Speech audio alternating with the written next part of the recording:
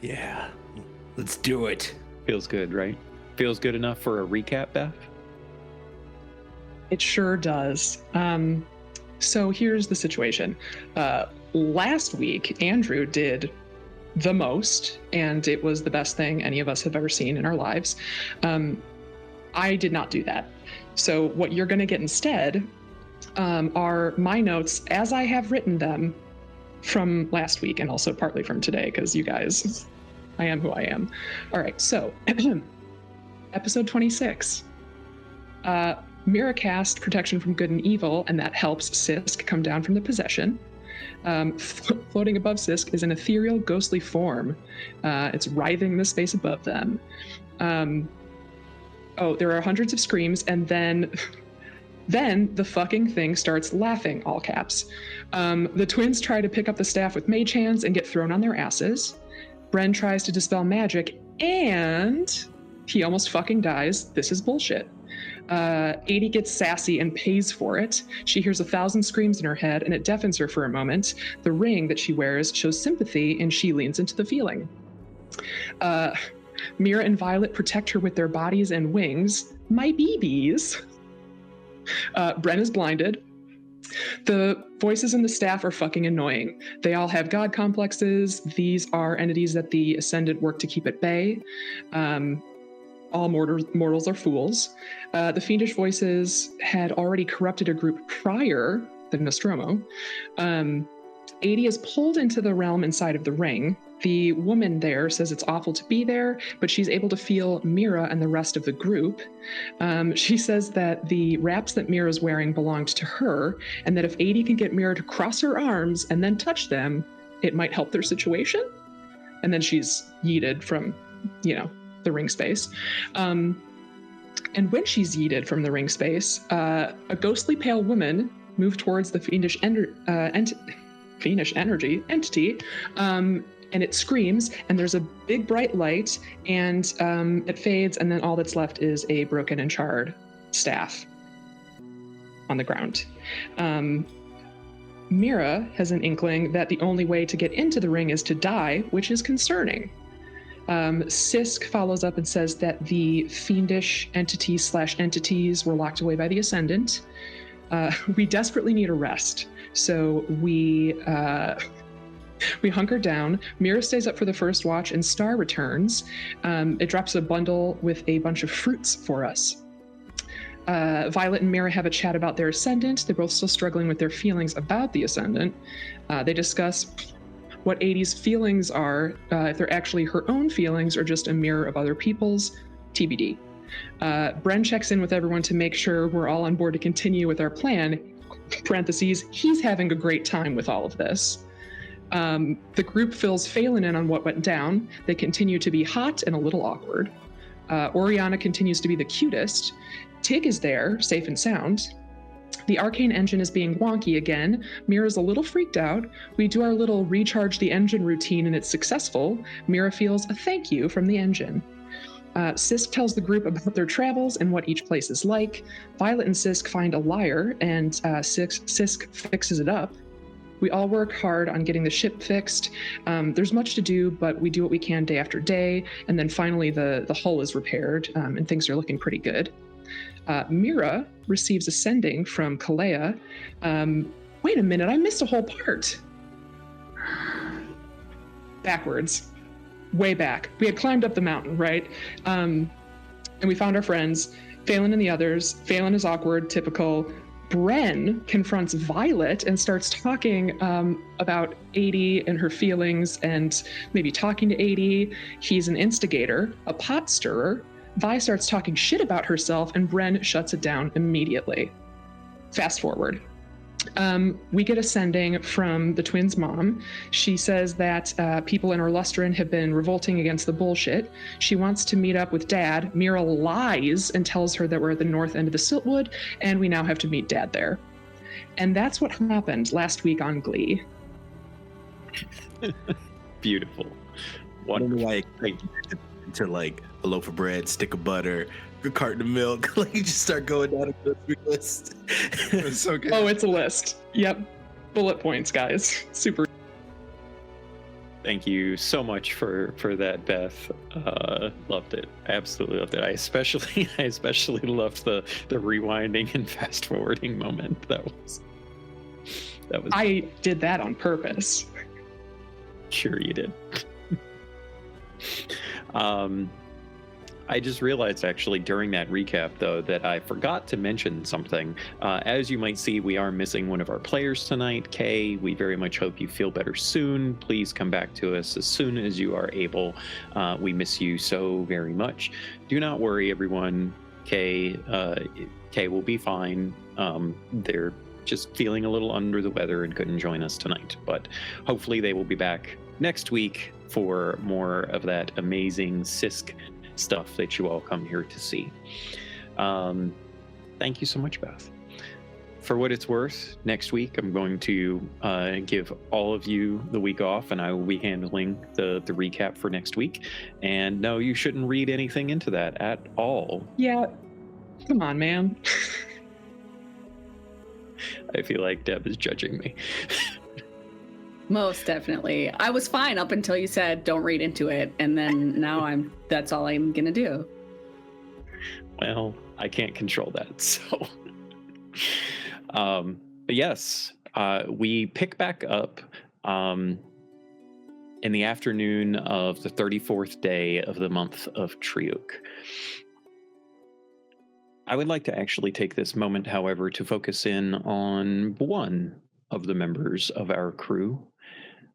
As the final days of repairing the airship pass, Aidy, a familiar presence begins to gently stir within you.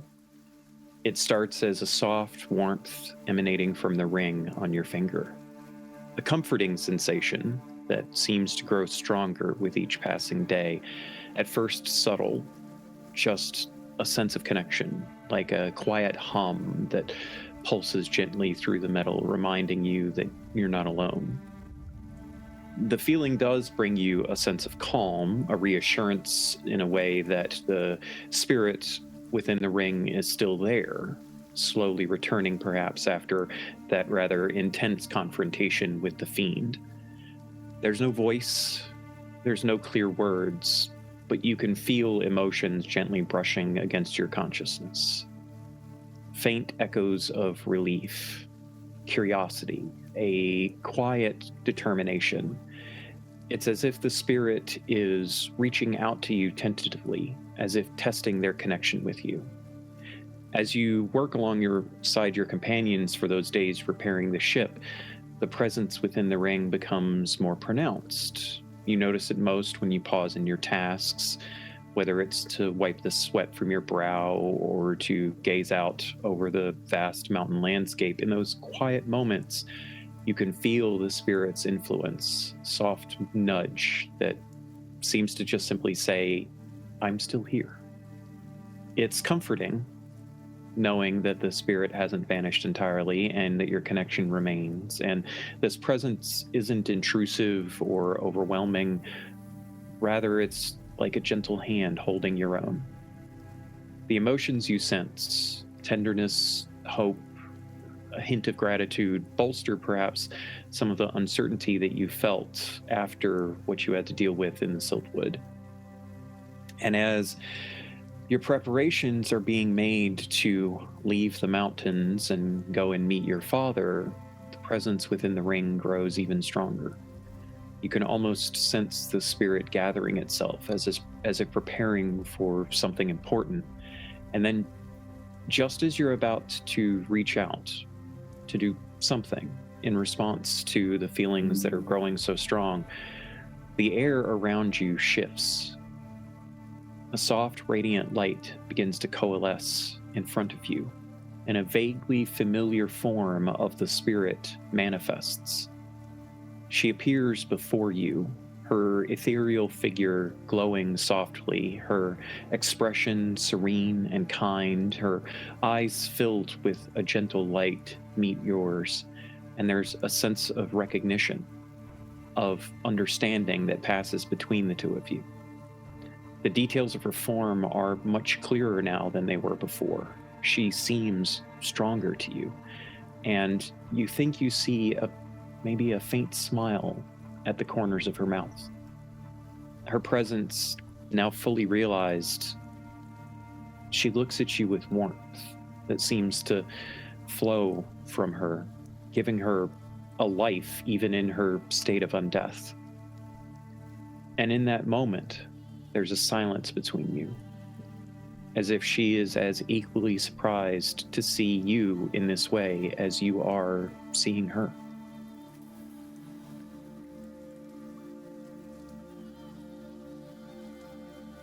How does Aidy respond to this? I think she would take a moment to just sort of look at her with a bit of disbelief. And then just, are you free now?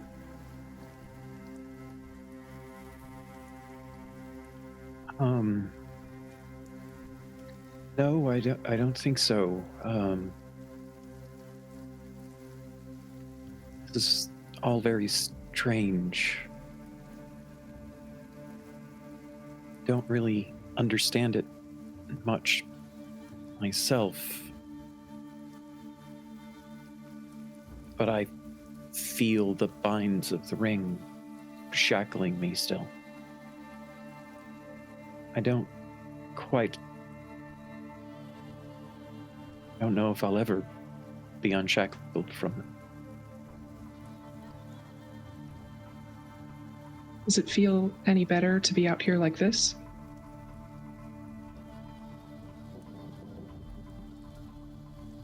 I think so, perhaps, maybe. It's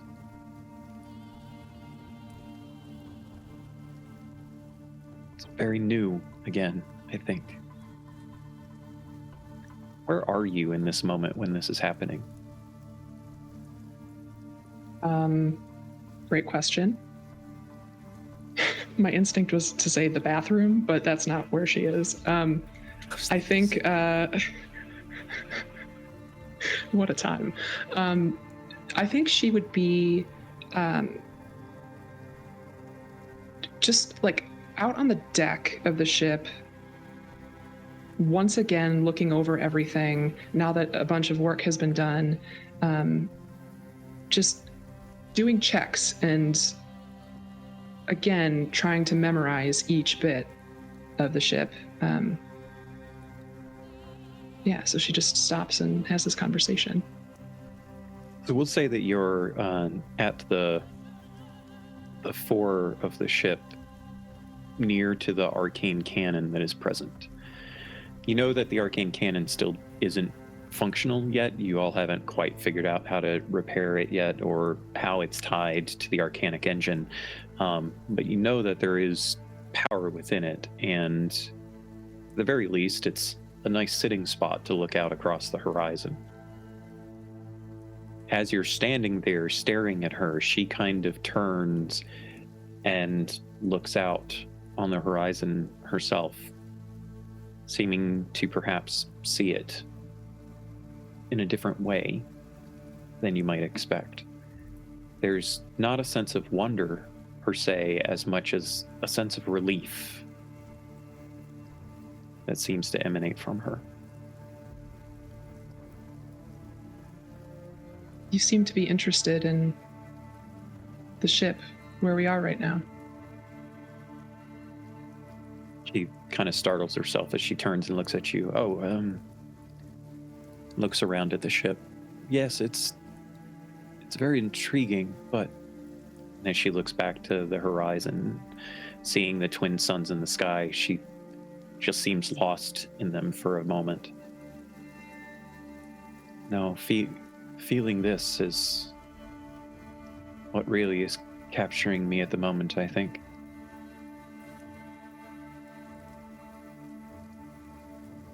I wasn't able to thank you after all that you did for us, but you saved us from I don't even know what. So thank you. Well, I feel obligated to That's not the right word. I feel... Thank you as well. You pulled me from the darkness, and you gave me a moment of clarity, and it has been so long since I've felt even a semblance of control. I owe that to you. I'm glad I could help. How are you out here now? I genuinely do not know. To be honest, there's a great deal that I just simply do not understand. I don't know how I am here. I don't know why I'm here. I don't know why I'm even retaining a semblance of the powers that I once had. It's almost, it feels like there's something unfinished, something that's pulling my soul in a direction. Until you put on the ring, I had just felt nothingness for so very long, and it's coming back to me slowly, certainly, but I feel that there's something that I must do. I just wish I knew what. Do you feel like you know any more about who you are? I think I was someone of importance. There's still some bits and pieces that are kind of trickling in. There was magic. There was definitely magic. I studied the arts arcane extensively. And I remember the name Reed. I remember him. I remember working alongside him, freeing people, although I don't know what that truly means. I don't know that some of the details are not quite coalesced. But I think I have a memory of Reed calling me Eliana. I think that's my name. Eliana. It's a lovely name. Thank you. If you if those wraps that my sister has were yours, then it's very likely that you are a member of the clergy. Does that ring any bells for you? As you say the clergy, she kind of shudders a little bit. I don't know if memory is the right word, but it definitely brings me pain to hear that. I'm sorry. I know they're very complicated. There's a lot going on that's complicated. You mentioned Reed. I know the name. One of my friends, who I think you said you could feel my friends out there. That's her dad, which is very intriguing. Is it the woman with the violet hair? Violet. Yeah. I can... This is going to sound awful. I can see what you see most of the time.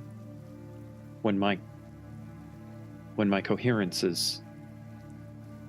My mind is clear. I can more or less see what you see and hear what you hear. Like all the time? Or like any old time? only when my mind can focus, and it doesn't focus often. Okay. But I know how much Violet means to you, and if she's related to Reed, I feel like that she is important to me too. Yeah. Really just wish I knew more. It all feels very strange, and as she says that, Aidy can kind of not only see in her expression and hear in her voice, but feel this emotion of like anxiety and fear that's rising up within her, almost unbidden. You can tell very clearly that this Eliana has suffered a great deal of trauma. I know that this is very difficult for you. I can tell. But thank you for trying. It might be helpful in getting you out.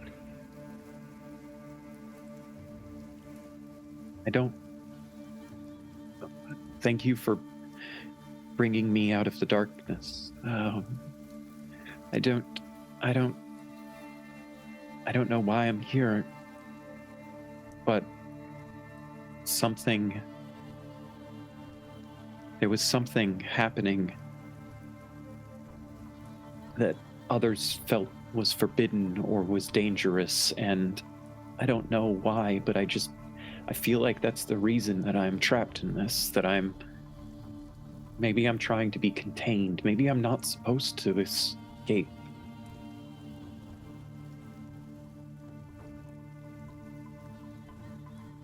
Suppose that's possible.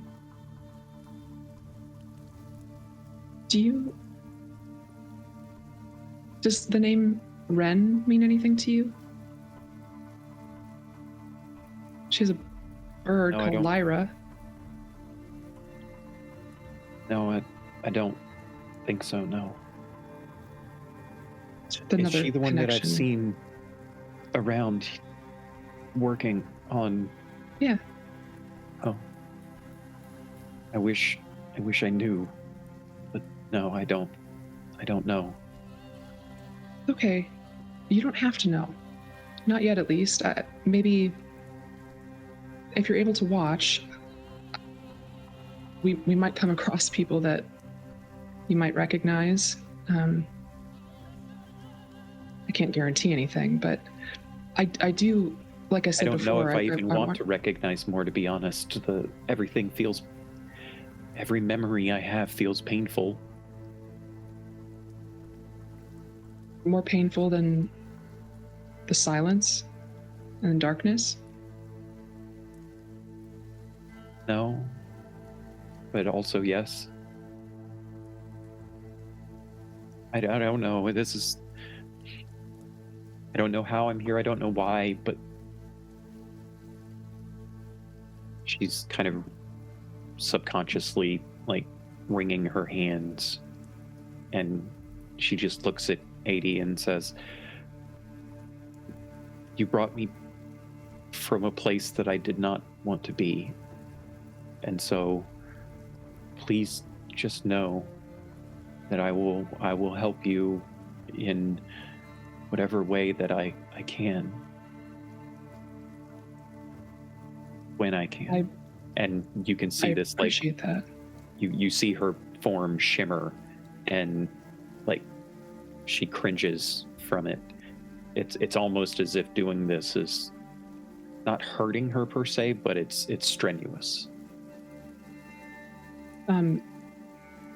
As she sort of shimmers there and is still wringing her hands, I'll try to reach out and see if I can touch her hands. I don't think I can, but I think she'd still. Your hand just drifts straight through. There is no contact. You don't even feel an emotional response to that. Sure. She's very much translucent and ethereal and ghostly.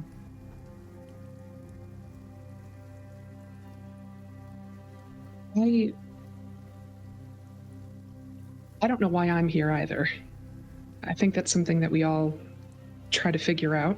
And I'll do what I can to figure out who you were. And I don't have to tell you, but, if it's too painful, but I think it'd be important to know.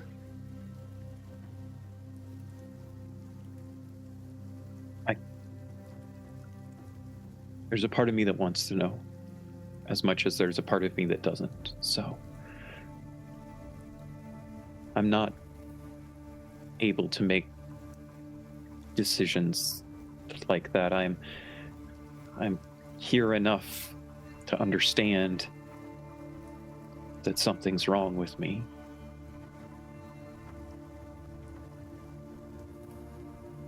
But maybe if you don't mind me just watching, I'd like to do that for a while. Sure. But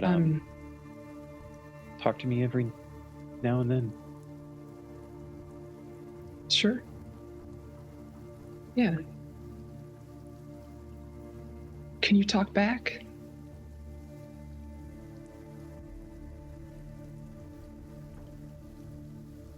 Yes. Not always like this. But yes. Sure. Okay. I'll reach out as often as I can, and keep watching, I guess. And if there's anything that you see that sparks any memory, good or bad, tell me and maybe I can learn more. I'll try. I need for the other three players at the table, please, to roll a d20.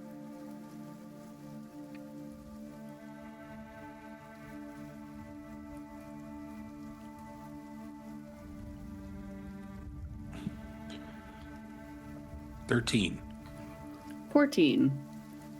6. Maybe fittingly, maybe not, who knows. Mira comes up onto the deck of the ship and glances over and sees Aidy talking to someone that doesn't exist.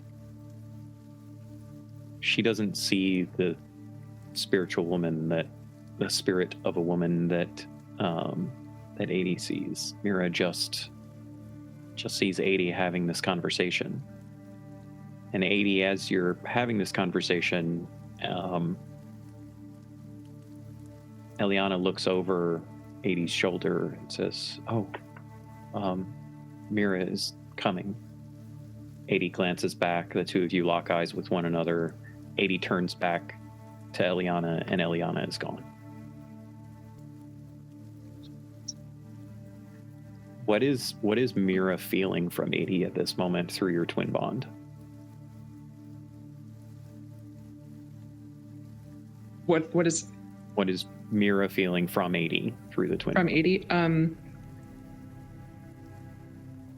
I think there is a level of calm that would seem maybe a little bit unique, because I think Aidy has felt just like a baseline tension that has been around for a bit.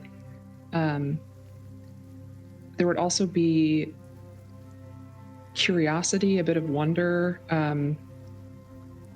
and a touch of concern.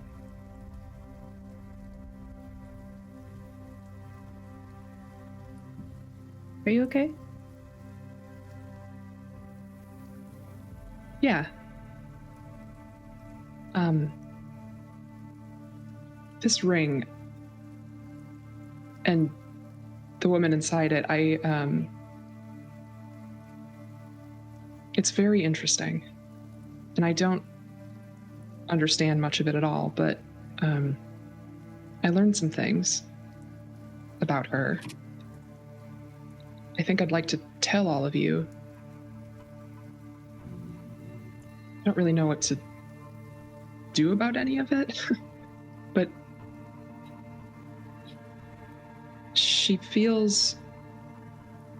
she doesn't feel dangerous. I don't know if that helps you feel any better, but I don't get that from her. She did help us, so. And she said she would help us again if she's able, so that's kind of nice. I think it's good you got more information. I think the more we know, the more we can prepare for how to, I don't know, help her if we need to, or stop her if we need to.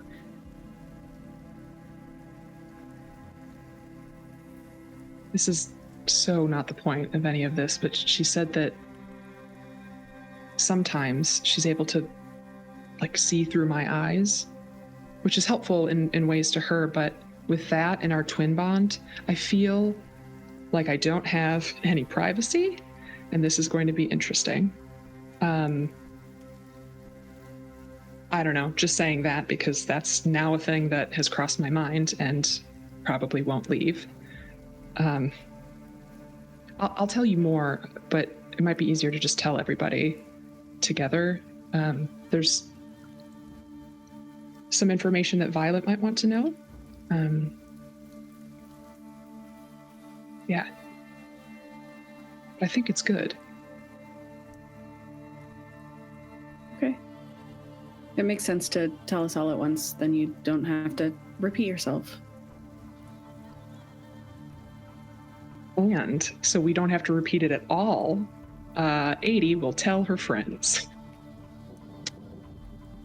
You gather everyone together. Phelan, Oriana, Tig, and Ren as well, I assume. Big crew meeting. Okay. Yeah. Everyone gathers in the crew deck of the ship, and Aidy drops all of this on everyone. I think several people kind of turn and look to Violet first for what Violet's reaction is.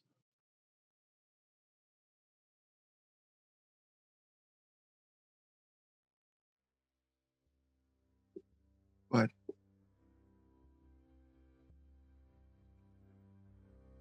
Ren just kind of taps Violet on the shoulder and is like, I mean, this spirit worked with your dad, right? Yeah. I mean, a lot of people you worked with my dad. I don't know who this is. I'm family. That's different. I don't recognize the name. I don't think that she expected you to.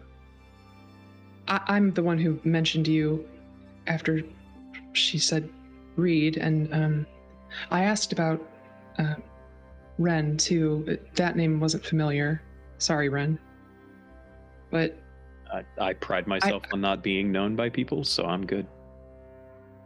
Fantastic, then. I don't know what all of this is about. I don't know what it means. It doesn't feel bad. And I guess we'll just see. Is that cool? I don't really know where else to go with this, so just wanted you all to know. Did he tell you any way that we could help her? Not really. I think maybe just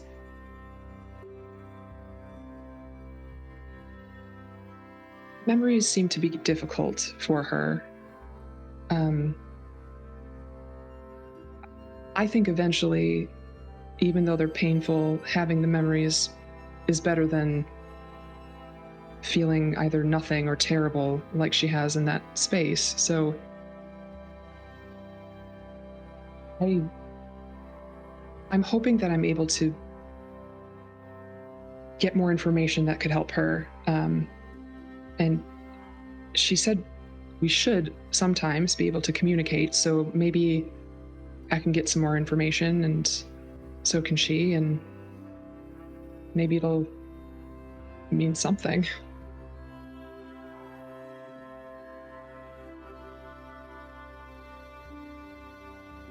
Are you okay with what's going on? I guess. Sure. I feel like it's just another thing that's happening. You know? I put this ring on. It's supposed to help me do some stuff. And then there's a whole entity inside of it. And just rolling with the punches, I guess.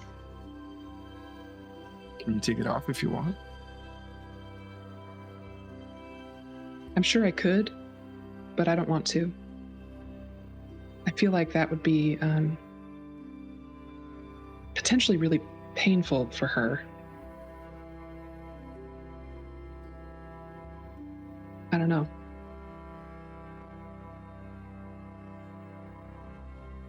Anyway, that's all I had, really.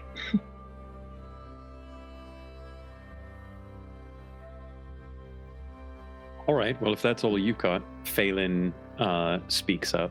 I've got something I'd like to talk about, if that's all right.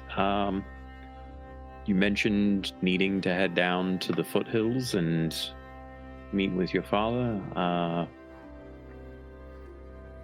assume that's an urgent thing and is happening imminently and all of that. Looks directly at Mira. You're not going alone. You know Or that, she's right? not, you ding dong. Okay, the both of you, you're not going alone. You know that, right? Oh. Phelan Okay. kind of looks at Bran for, like, pleading for help here.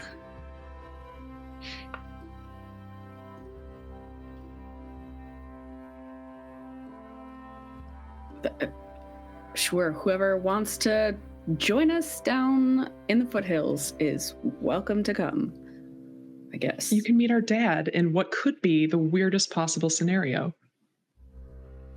It'll be great.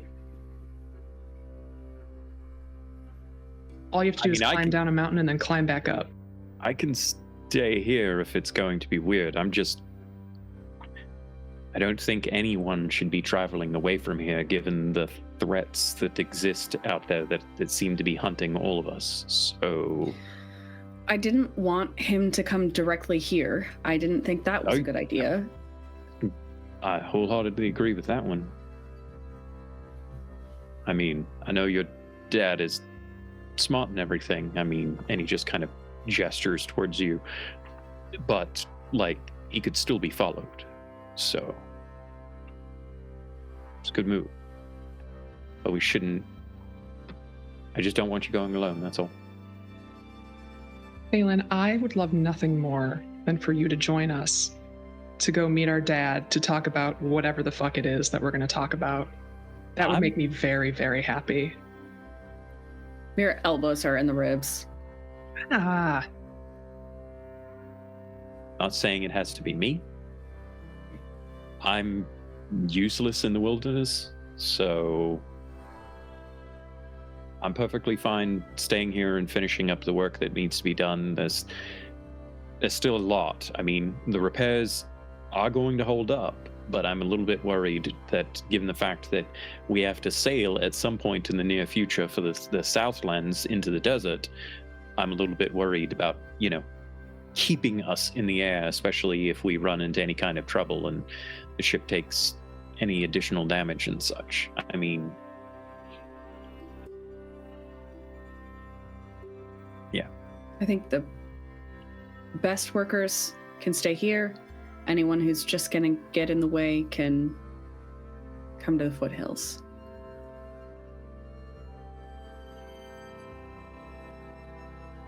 I don't personally think that I would be getting in the way, but I will be going to the foothill. Mira clearly chokes down a couple of retorts.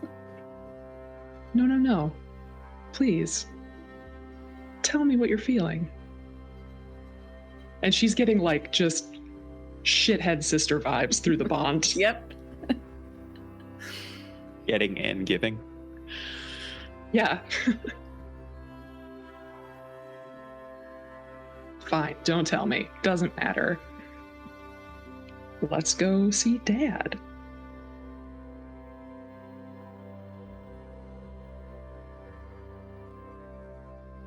Whoever's coming, we're leaving now. So, make your choice. Oh my God, could you just say whether or not you want Phelan to go? This is excruciating. I'm making the decision to stay, not because I don't want to see your father, but that feels like it's going to be a tenuous circumstance, and I don't want to be an impediment to that. And there's still plenty of work here that needs done. Yes, keep nodding, Aidy. You know I'm telling the truth, and I know you know I'm telling the truth. So,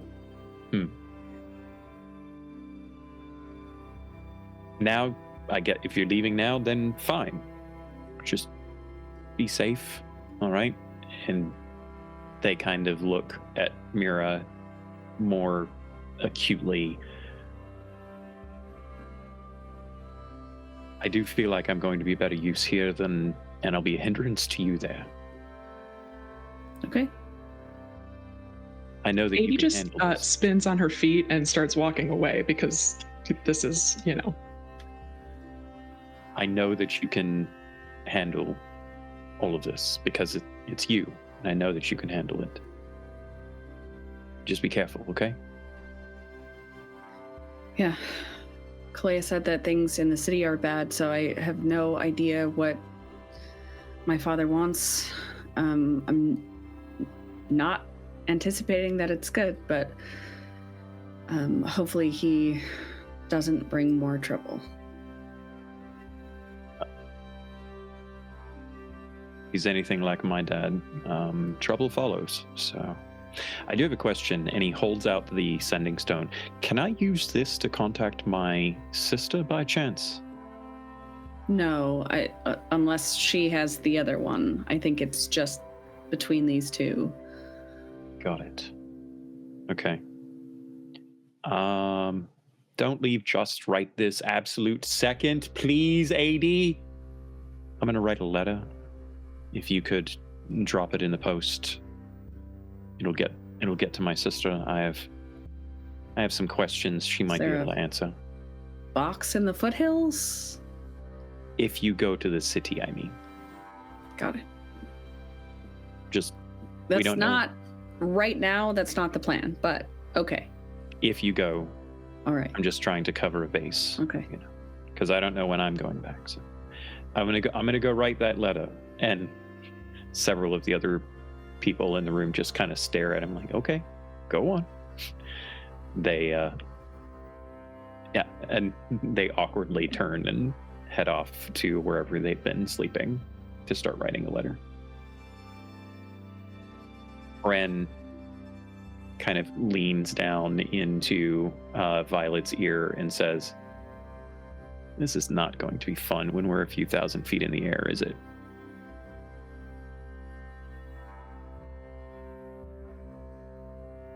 No. But I love them. At least they're hot. Anyway, I assume I'm staying here and you don't need me to go down, but I'll go with you if you need.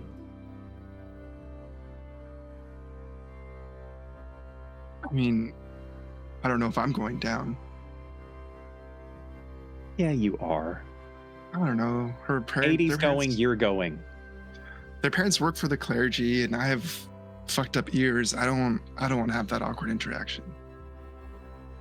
Aidy's going, you're going.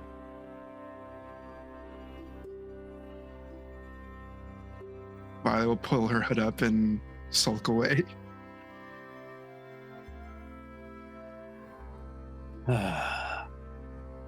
Ren just hops off of whatever crate or barrel that she had been sitting on. This is why I prefer birds. And just starts walking up to the top deck. Oriana is just sitting there next to Tig.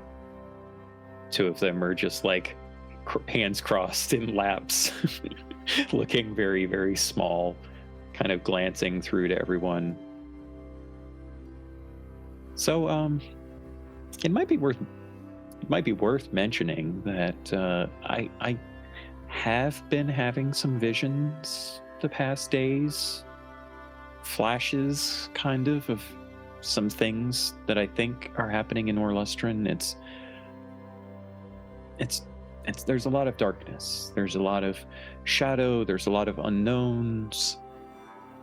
I feel like it might be more than just the Nostromo though.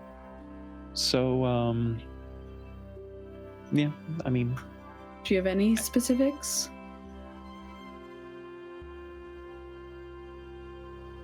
if you meet anyone, trust your instincts. Not everyone who seems friendly will be on your side, but not everyone who seems adversarial will be bad. There's a lot of tension in things right now, and trust what you feel. Okay. That's helpful. Good. You know, not everyone thinks that my weird visions are helpful, so I'm glad for that. And they just reach down and like take Tig's little metal hand, and the two of them stand up and they start walking away. Sisk, who's been kind of sitting in the back, just steps forward and says, okay. Well, I guess I'm going.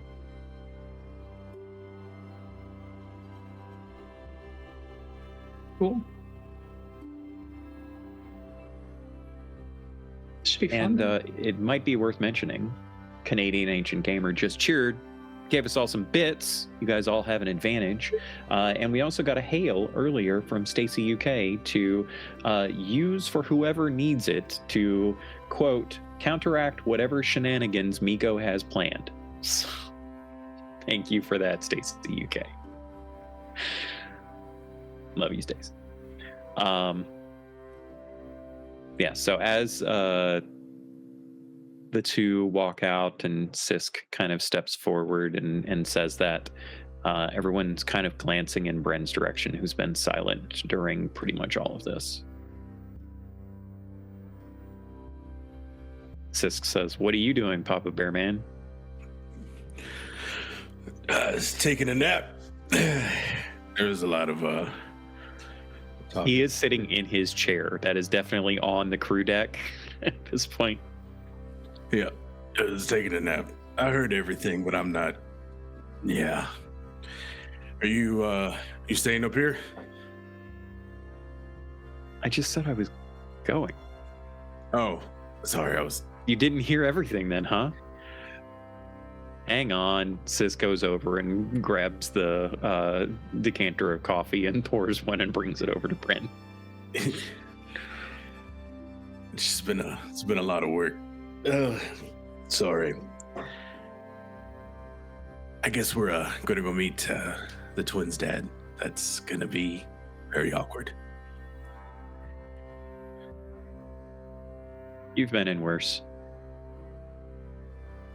I'm gonna catch a couple more minutes before we go off. And he kind of slinks back in his chair and he's like, As Sisk is walking by Mira, Sisk just says, I mean, it could be Tamara's dad. And then just walks out. Just a look, like real bad. You just watch them slink away.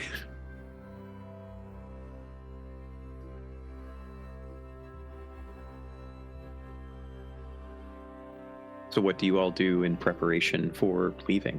Is there any additional conversations that need having? Anything that you want to do before you head out? Get potions. We're going to bring some potions with us. We have those. I mean, We do have them now. I gave you guys potions, and Yes. you had some. I'm just saying, things we you are identified. bringing. I think Brent has them all, so maybe hand them out to everyone. Yeah, we're gonna do that first. Dude, what if I don't wanna? No, it just keeps. Well, I'm kidding. Yeah, no. Here, Nate distributes. I think we have enough for everybody to get one, right? I'll look at the list. Check your notes, folks. I gave them out so that you guys could use them. I got it. Hold on. I may not have it. Hold on.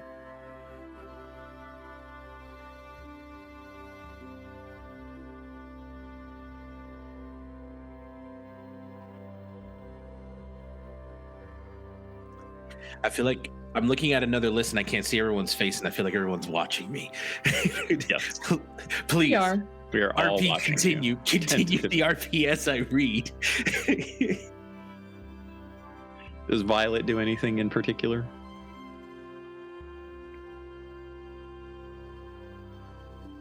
So I think Violet's just kind of hanging back a little bit. I feel like Violet was the center of attention a lot, and she's super just embarrassed. And please stop perceiving her.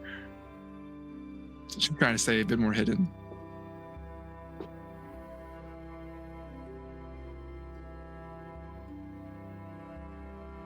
And what about Mira? I think she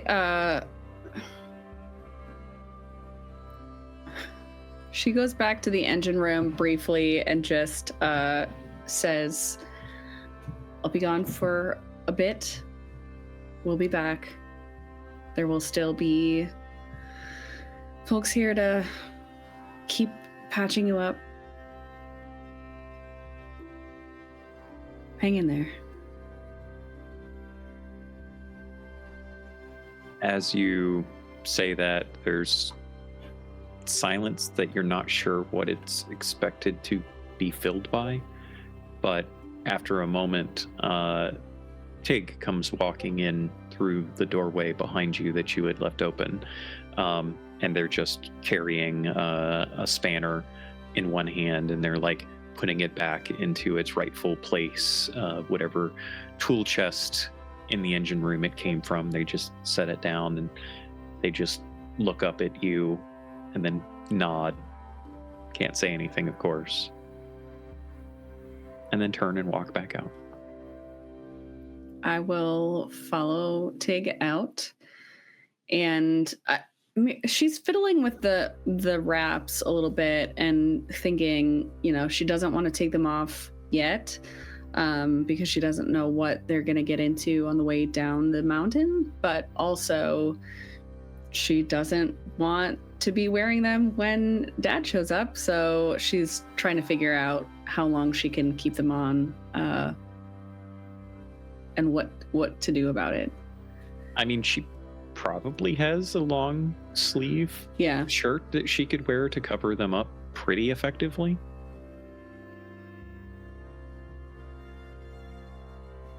She'll do that then. Like wrap scarves around it, so it just looks Big like mittens. Cool. Yeah.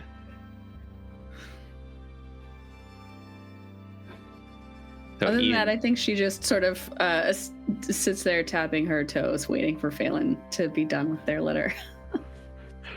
And Bryn stumbles in from another room, and he's like, "Oh, I found it. Okay, so here we go. So here you are." It gives Aidy and Mira both one greater healing potion, and then hands Sisk an improved healing, and then Vi one as well, which leaves one for Bryn to hold too.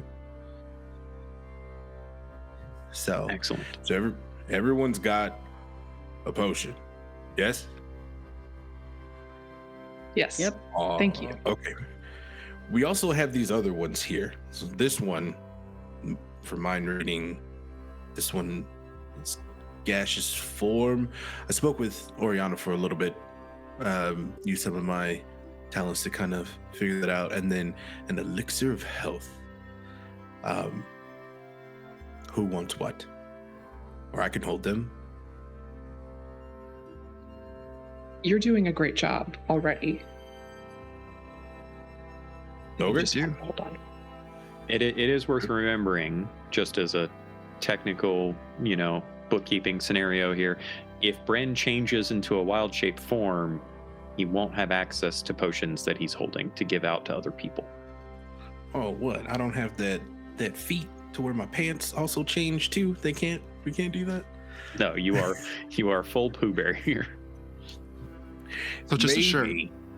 Yeah, it's just a shirt.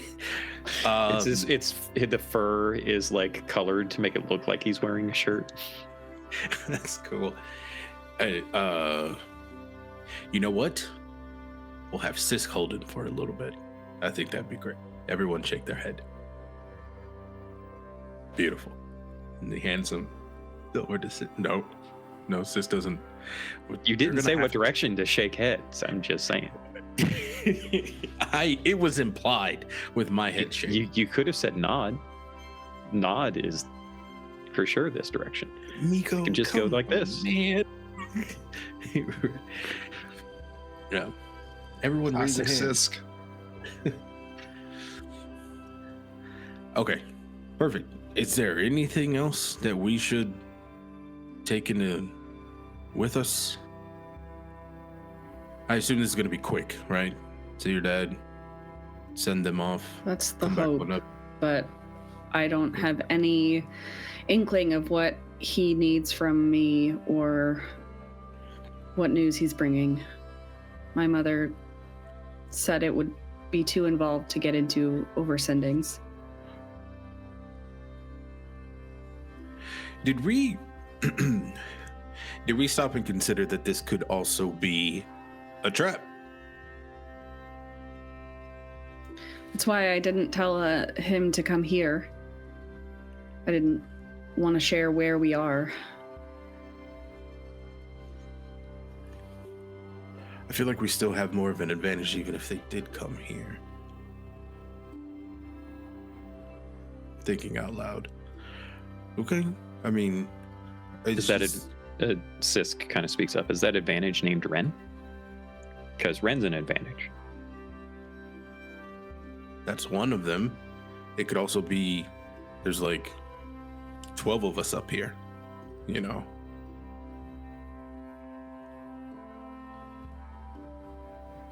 I just am nervous about anyone knowing about the ship. And as much as I love my father, he works for the clergy. Which is why I feel like this is a bad idea.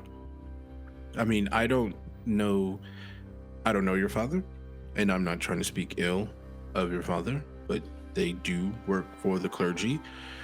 We all know that the clergy has means to manipulate people. I'm just asking if it's within the realm of possibility.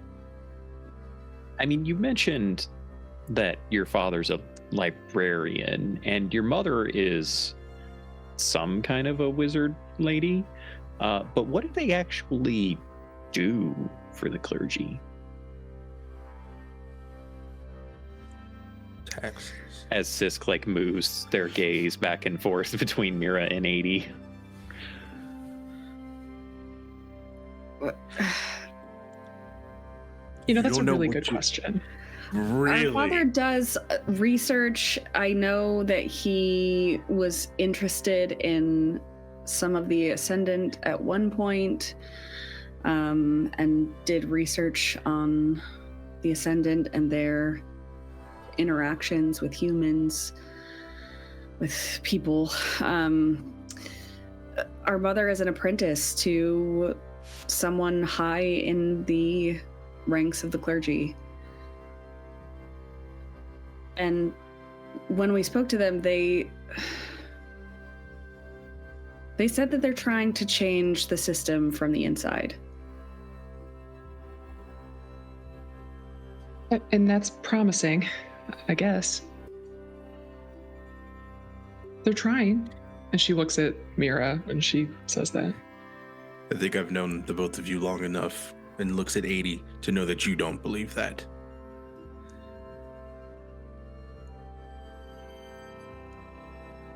I mean, I do. I believe that you'd like look, to. I've had my own connections, we'll call it, to the clergy. Being inside is hard. So I'm willing to give them the benefit of the doubt for sure. I just feel like there's a lot of question marks here from Mommy and Daddy Tavish. So anything you can tell us as we are going into this scenario would be helpful, I think. He's our dad. I mean, what do you want us to say? He's not a bad person. My I'm mother not was saying he is. very upset when she saw what the Nostromo did to me. And she was ready to burn the city down. We also saw... Sorry. She got concerned when she heard about some of the people involved, Chokrin. She said that they were going to have to treat it with more care. I mean, I understand that Chokrin is a piece of work, and he works for some people that are also pieces of work, so I get that. I don't know. I'm just feeling a little off at the moment, that's all. Feeling a little under the weather. We also saw Sis' friends be completely mind controlled over a single item. They were a good person. And that used to be on me. So, you know what? Fine. And Mira will sit down and pull out her spell book and start to cast Augury. Oh, really? Yes. I'm assuming you're casting this as a ritual? Yeah. Cool. While I give you a moment to think about what that looks like, we're going to shout out Roll D5 for the raid. Thank you so much, Roll D5. Welcome in, Raiders. You are joining us pretty early on in our stream here, and things are just getting a little bit excited as two of our player characters are trying to decide if they even know how to answer questions about their parents. Yes, so please, Deb, what does it look like when Mira performs this ritual augury spell? She sort of grumpily collapses on the ground and sits cross-legged and just forcefully opens her spell book in front of her and pulls out the heart of Orlumis, as well as some rune bones that she has, and she starts sort of spreading them out a little bit and fiddling with them before she starts kind of throwing them up in the air.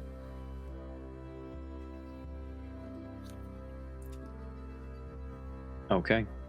It is also worth mentioning that Varl just tossed a hail to Mira as well. Thanks, Varl. So, what is the specific course of action that you're planning to take, that you're wanting guidance on the results of? Mira would like to know if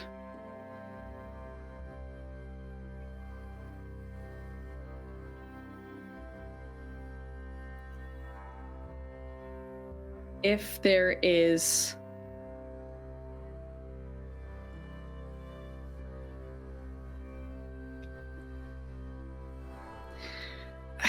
she would like to know if there is a reason to be wary as they go to meet with Varric.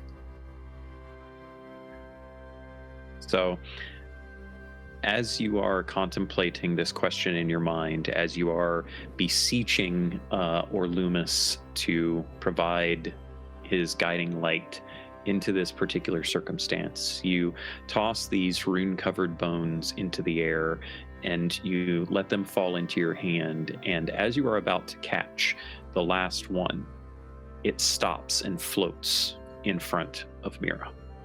Just before you would have caught it and then laid them down to read them, it stops and floats. And it just starts spinning in the air in front of her. And at one point, you think that maybe you're supposed to reach out and take it. And just as you're about to do that, it ripples with a light that shifts back and forth between the blessed light of Orlumus, the golden-hued light that you're used to, and a very gray, dark, almost like a shadow, like the shadow that would be cast as the sun moves behind a mountain. You feel consciously that this is an indication that there is going to be both good and bad that comes from this course of action. Where you reach out and take the rune-covered bone into your hand.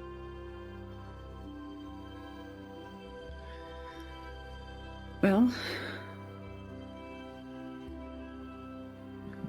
I think there are enough reasons that I need to go. And if you want to come, I would love to have you all.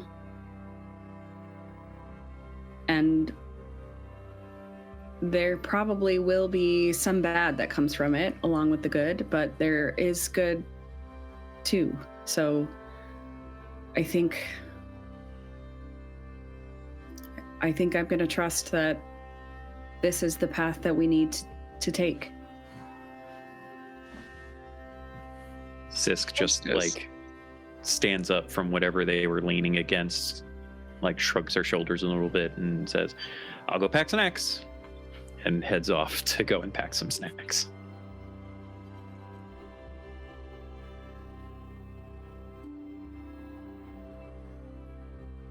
Riley will glance over at Aidy and kind of nod. Yeah.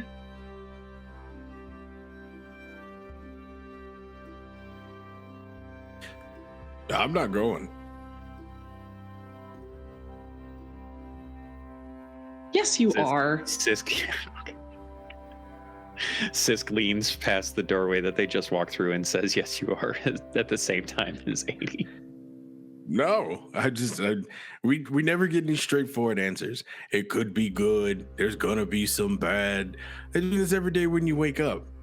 We need hard-pressed answers right now. And we will get some. What good is an ascendant if they can't answer a simple yes or no question? You know what? That is a great question. I've been asking it for 10 years. That's not the way they work. So this is the best that I can do. He's okay. So above table, Bryn is still having an issue of what happened at that pool of water, right? It was a lot just to get back up this hill, and the thought to go back down it, to come back up to where that happens again, is not sitting well with him. And a little bit of him is going back to the moment to where you guys showed up in the first place, where part of his mind went, probably not today. And so he's taking the wrong time to go, nope.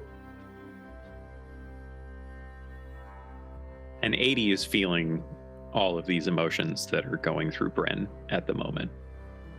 Yeah. But I'm more curious about what is Violet's reaction to Bren doing this.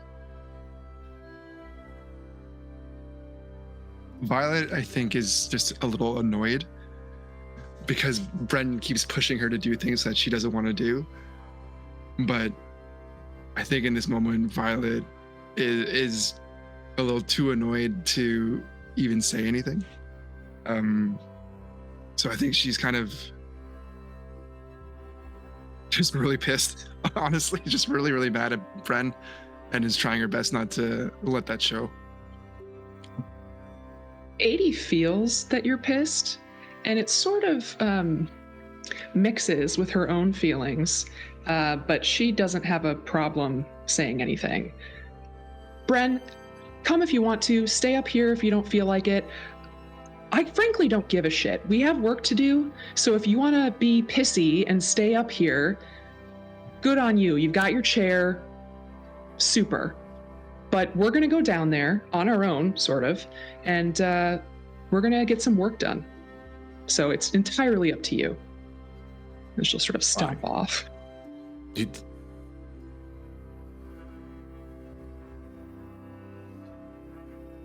You have your potions. Is this because of your knee? Because I can float you down the mountain and float you back up. No, this is not in reference to my knee. My knee will always be bad. There's really nothing that's going to fix it. It just kind of happens that way. I can tell you what it's in reference to, but I don't want to spoil your trip.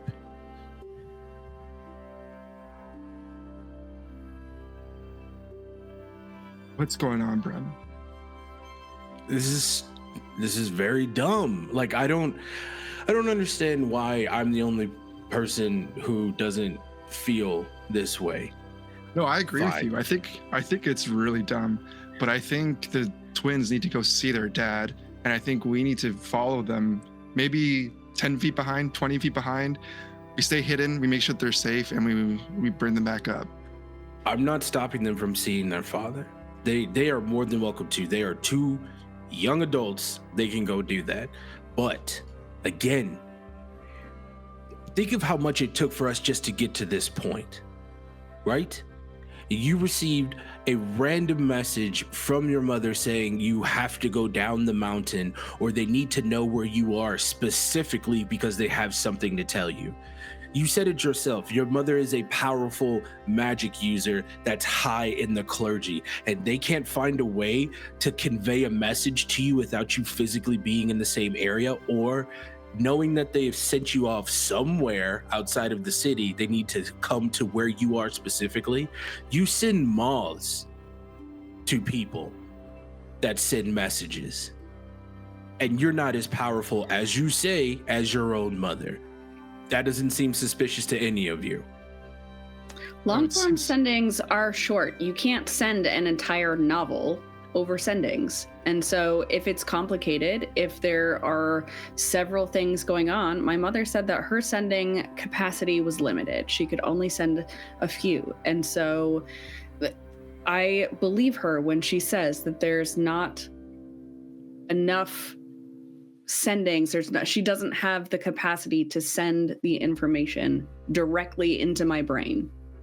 So what makes this situation a more believable outcome than the previous ones that you've spoken about between Aidy, yourself, and all the time here? I think it's very funny that now you have this fine confidence in your mother, when before it was scud off the society, the clergy sucks, ooh. And again, am I the only one who's seeing the red flags here? Is it me? Tell me. I am seeing the red flags. This is why I'm going with them.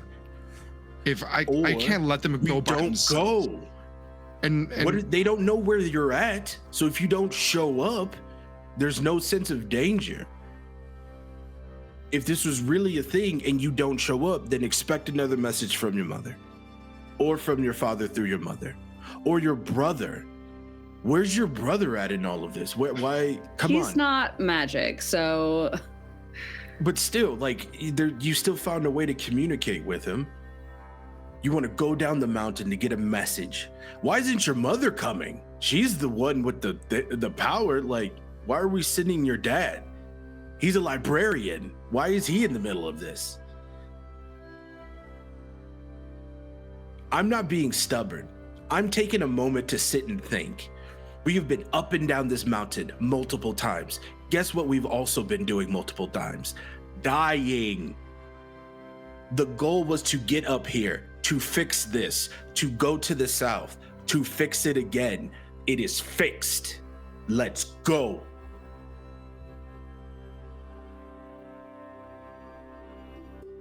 You want to go Aidy without comes us? back out with her pack, drops it in front of her.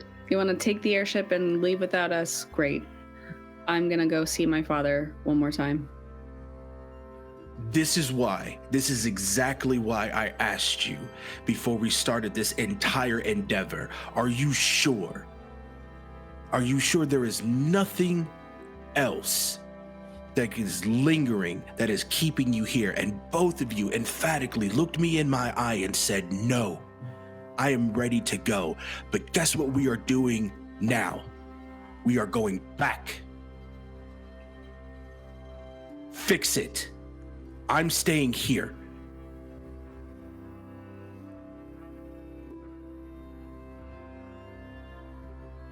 Mira walks away.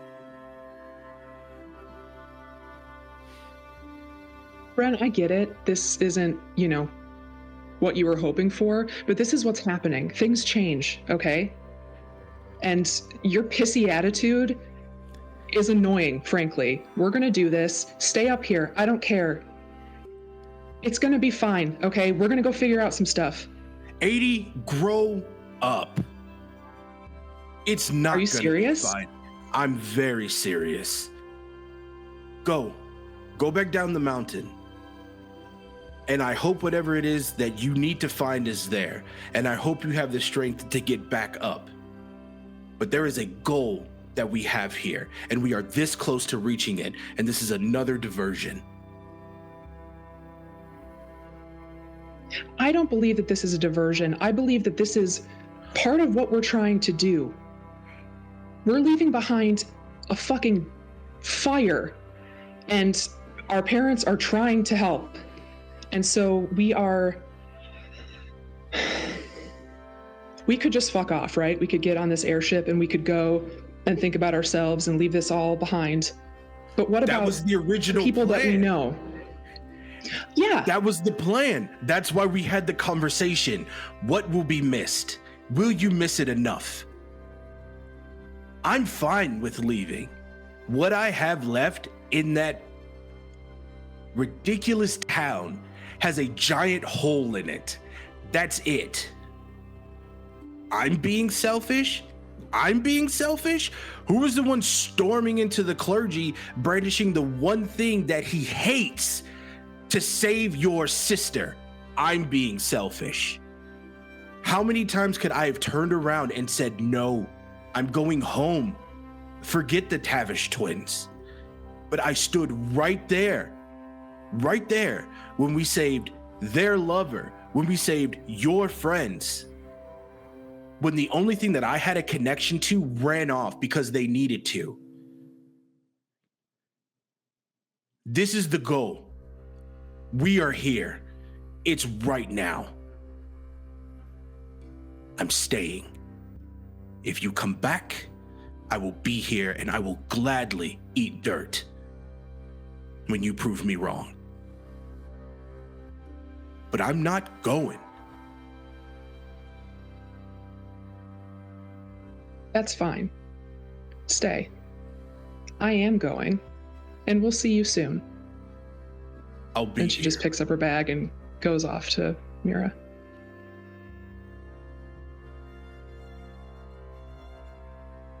Violet will walk up to Bren, kind of cup his cheeks a little bit.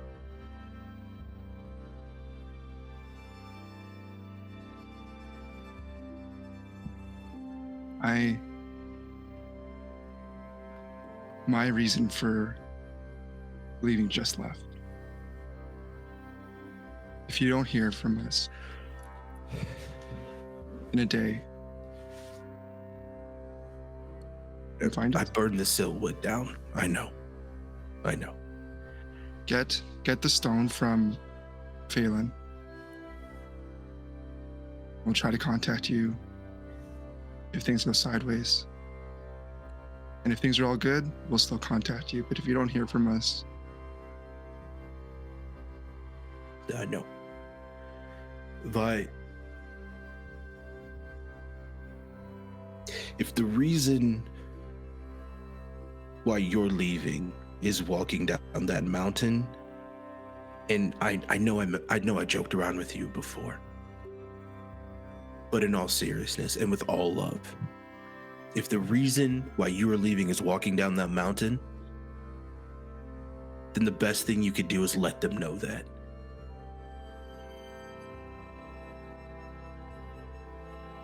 I will. Just promise me that you won't say anything to anybody before I do. It's not for me to tell. It'll happen. I need to figure out my own shit first. Just make sure they don't die.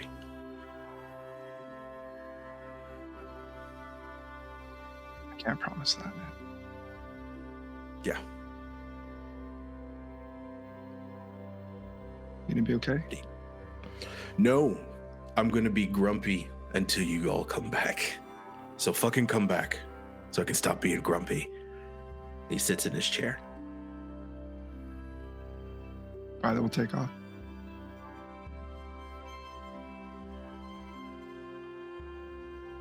As Bren sits down in his chair, everyone having left the room, he hears a tiny grunt as Star climbs up the back of the chair, squeezing their body between the back of the chair and the wall to rest up on top of it, as if they had been sleeping behind the chair and are now choosing to lay down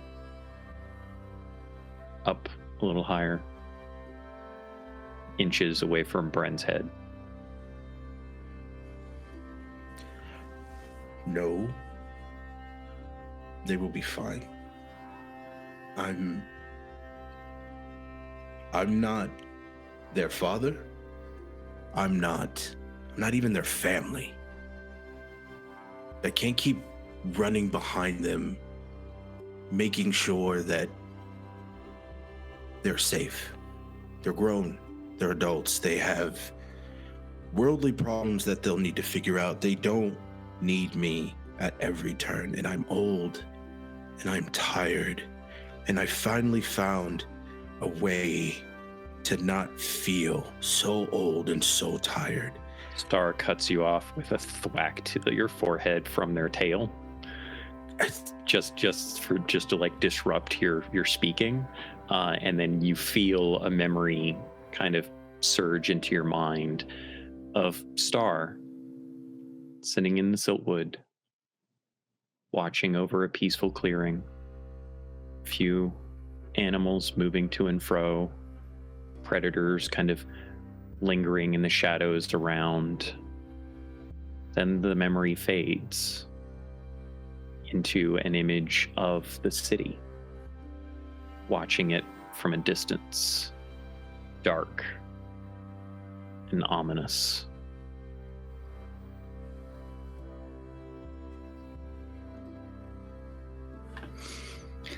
While Mira was waiting after she sort of stopped off, she's feeling very petty. And so she started another ritual spell and cast Animal Messenger. It just has a little squirrel go over to Bren and flip him off and then scamper away.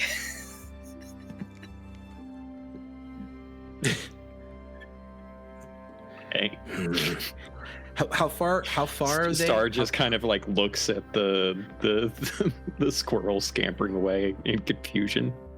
How far is like the distance between you sending off your squirrel today? Are you like all the way off the boat now? I fully walked out of sight, yeah. Out of sight? Quick mind link to Mira. And Bren goes, I'll eat the next squirrel you send. And he just cuts it off.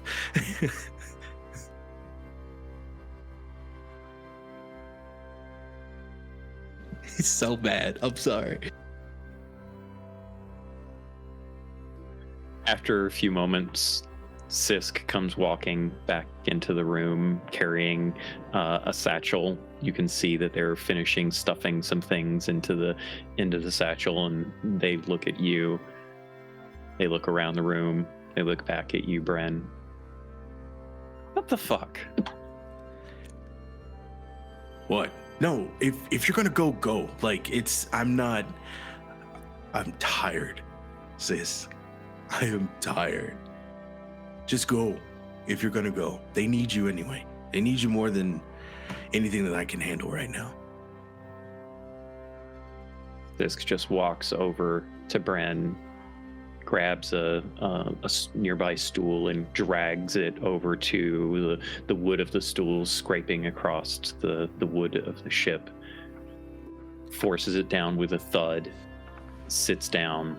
Their small gray form, their strange white and black eyes, just looking at Bren as they sit. You know they need you too, right? Yeah. And you know you need them too, right? No. Oh, no. Really? For You're- what? You're that much of an idiot that you can't even admit that to yourself out loud, even though you know it in your heart and mind? What does it even matter, sis? Truly. What do you mean, what does it matter? People like us didn't get to choose our family, so we choose the people that we wish we could have as family. But they don't have to. But they don't have to what? They don't have to choose. There's no reason to. Violet found her cool, badass aunt. The twins have each other, and then more else, they actually have a set of parents that they can go to. And they should be very comfortable. I don't understand this anyway. You understand that they have run from their parents many times over the past 10 years? Which is dumb. Why? Anything that I've heard from them, their father has to be one of the nicest people in the world. And her mom, although she seems a little bit stern, truly does care about them. And I don't understand why they give their brother so much crap. He's just trying to make it. Everybody's got their things, Brent. Just like you. Why did you help me when we first met?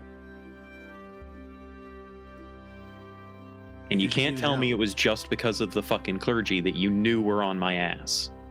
No, I mean, it was part of it. I don't know why initially I helped you, but I know why I let you stay. There was just something about you that just made me comfortable. Is that the problem? That now you're getting too comfortable? They're doing that too? The three of them? And you're getting too comfortable? It's a problem, sis. No, it's not. It's a blessing. We don't all get to have that happen to us. Sometimes we do really, really fucked up bad shit and makes us push people into places that they don't deserve.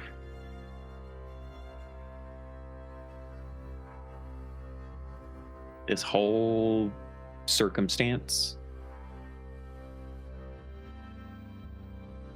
you kind of took in the strays that you knew needed taken in.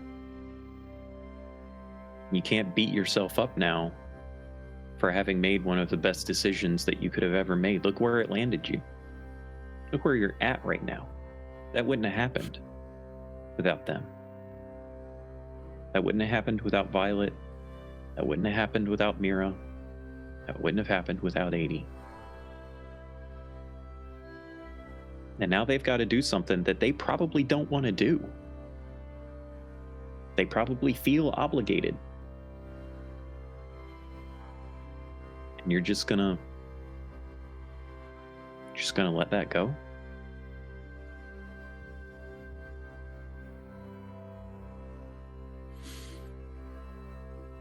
We all make choices, Bren. We all make choices. And it's up to the people that care about us to help us through the choices that we make.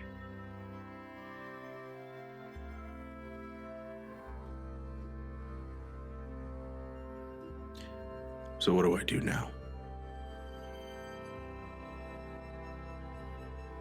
Look, I'm not saying I'm older than you. But if I was in this situation, I wouldn't apologize because I know you.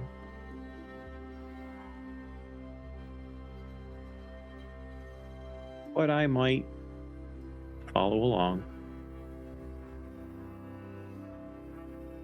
I have the luxury of being able to do that pretty much invisibly. How long can you be a squirrel again? I'm not being a squirrel.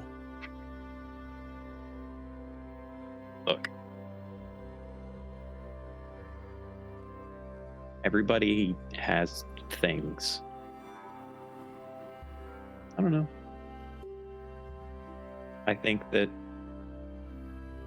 whatever you said, whatever they said, can be chalked up to the circumstances we're in, because this is pretty stressful shit.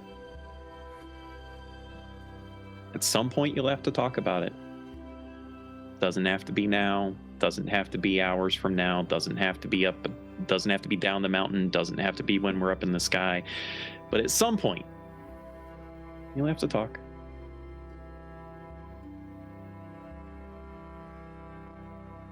Do you want to practice with me? I could like turn into one of them, and you could, you know. Please don't. Okay. I think I've had my fill today. They turn into you. What do you want to tell me? Somehow that was worse. Mm-hmm. Sometimes you have to tell yourself things, and they're saying it like in your voice. What do you wish you could tell me right now?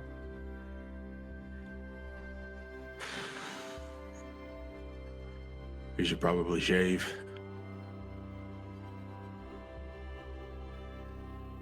A little bit of stubble feels good. I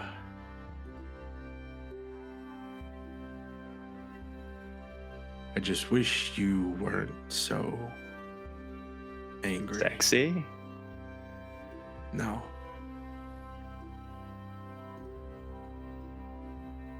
That it's okay to be alone, but it's also okay to need people. And not everybody walks away. Oh, they're walking away right now, but they're Shut doing up, it because they're doing okay. They turn back into themselves. Look, man, got a thing, and it's been kind of festering a bit in you, and I think you're looking for the ship to be an escape valve to get out of it. But you got a thing, and you're gonna have to face that thing sooner or later. Right now, they got a thing too, and they're facing it. Come on. Let's help them face it. All right. That Bryn gets up and begrudgingly walks with this. As soon as Bren gets up, he feels a poke in his back from Star. I'm assuming he turns and looks back. Yeah. Star just like ruffles their shoulders and curls their head into their hands and pulls their wing up beside their head.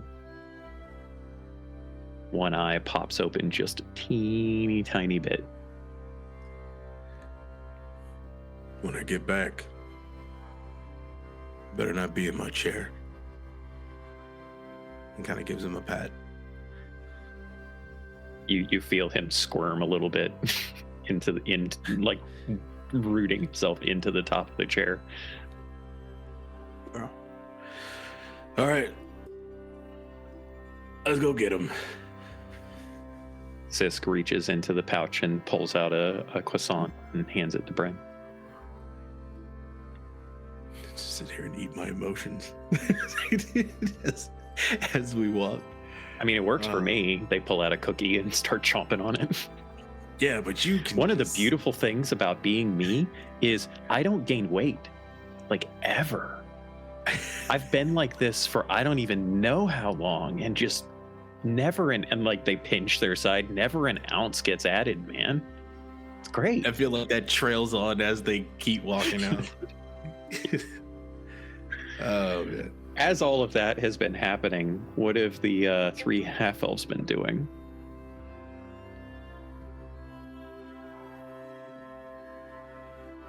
Aidy is pissed off. She has been stomping around the top deck, kind of just going in circles. She is especially frustrated because she knows that Mira has had a lot of frustration with their parents, specifically with Dad, and has talked about Bren being more of a dad to them than their own father. And that was difficult for Aidy to stomach already. And now, this guy that's supposed to be their surrogate father is being a dick, and she's not having a good time with it. So she's stomping, but eventually she slows down, and then she's just crying a little bit. And she tries to keep stomping, but she ends up just standing there.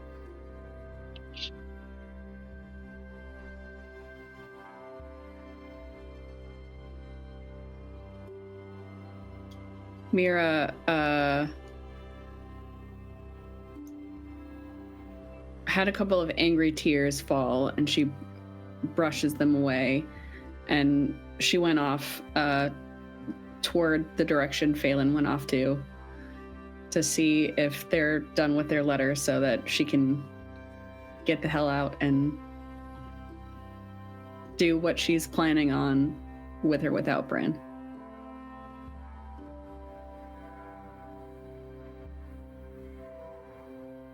Violet will go up to Aidy. Try to comfort her a bit. Okay. No. This is ridiculous. We have too much to do for this bullshit. I think he just needs a break. He's like 80 years old. Yeah, fine. If he just needed a break, he could have just said, I need a break. But that's not what this is about.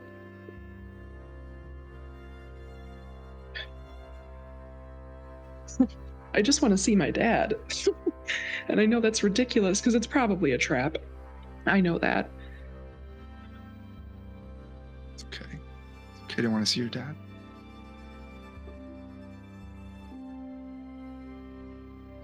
Thank you.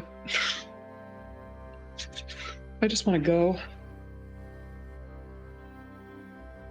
Gotta wait for Mira to get that letter from Phelan and go. That's right. Are you okay? Yeah, I think so. Okay. Say more. You're always pushing me to dig a little deeper, so it's your turn. You owe me. I don't know. It's been like a weird week, you know, with Sisk dying, and then that fiend demon thing, and then getting here. It's been a lot, and I understand why my brain would be so tired. Like it's been crazy, and Yeah. I get it. But we're all tired. And yeah, maybe he's fucking old too, so there's that, but I don't know. It just hurt. Yeah. I'll get over it. There were a lot of feelings too, and that sort of, gets me really revved up. yeah, Yeah, I was So I'm pretty thinking- pissed too.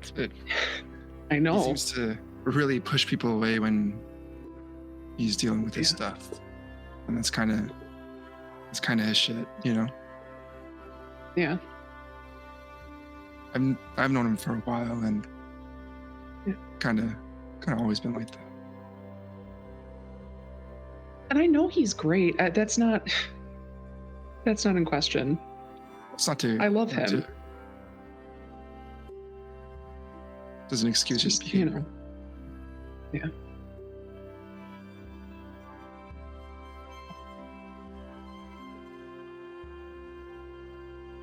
Do you think this is stupid?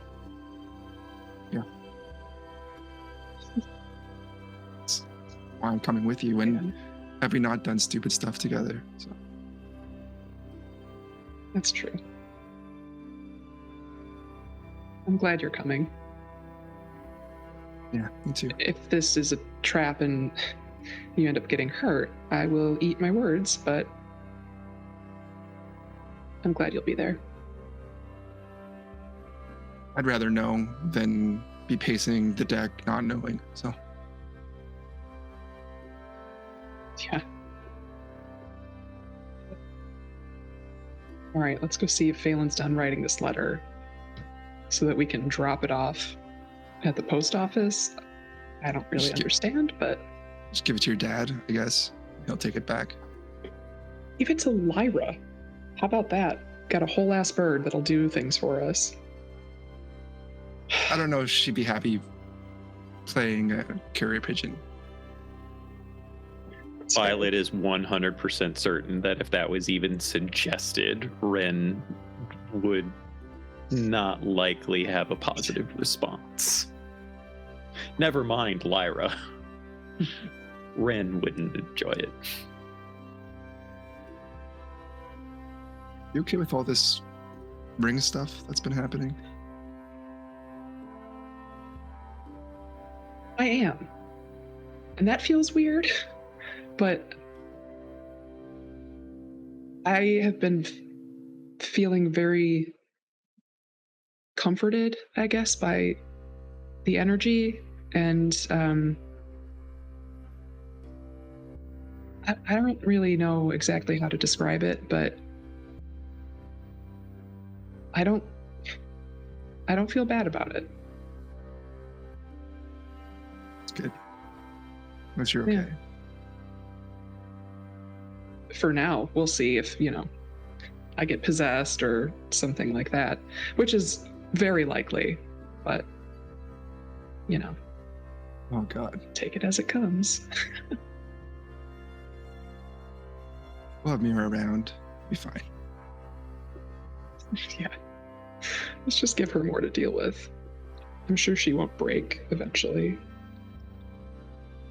Is she doing okay? Yes, allegedly, but there's too much on her plate.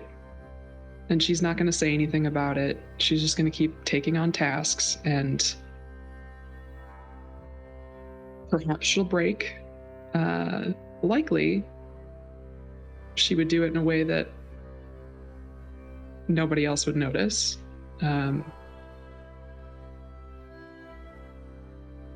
She has too much to do. And I'd really like to make it easier for her. Yeah. Maybe we should check in. I feel like I'm not doing anything. Same. It's inconvenient that she's the one that has all of the skills to do all these things because, She I'm affords happy to help. all of the but- books herself, and it's like, I mean, to be fair, I can't read most of them because they're in languages that I cannot comprehend. But, I don't know. Maybe we need to convince her to start delegating tasks. I'll let you handle that conversation. It would be fun for me. Sure. You could try. I'll be there too, don't worry. Thank you for checking on me. I feel a lot better now. I'm glad. As we cut away, backtracking just a little bit to Mira storming off to find Phelan, Mira finds them in one of the cabin, or in the cabin quarters, not the captain's quarters, obviously, but in the cabin quarters, just like finishing up writing and folding up a parchment and stamping it with some wax. They turn and look up at you as you step into the room. They can. What's the expression on Mira's face? Like, how good is she able? Not at all. Not at all. Nope. Okay. They look up at Mira's face and like they start to be like, all right, here, and then they realize that something is wrong, and they have not a horror-stricken expression, but like an expression of concern, and they just set the letter back down and stand up. What's wrong? What happened? Bren's being a dick. Did he get his coffee? Because I personally have found that he's kind of abusive to me a bit until he's had his coffee. He's not coming. He has flat out refused to come with us. And claims that now Aidy and I don't care about him or the airship, and we're off getting distracted, and he thinks that this is stupid and a trap and doesn't care that I need to figure out what's going on in the city, and he just wants us to take off right now and leave.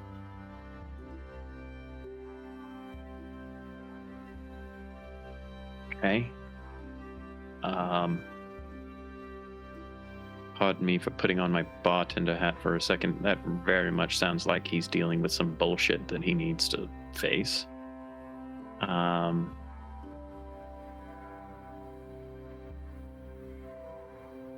do you need me to do? Could use a hug. Without hesitation, they just search forward and wrap Mira up in a hug. She starts crying again.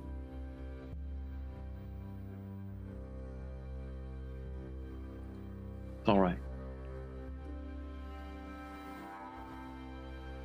I mean, it's all right. They just squeeze her tighter.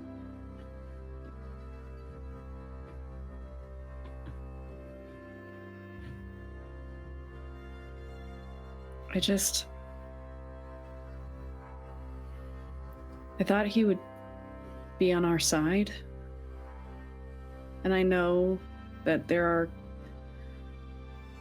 concerns about going to meet my father, and I don't know that this isn't a trap, but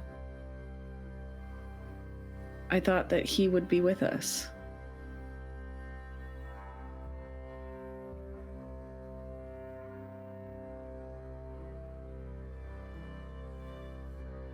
It's not easy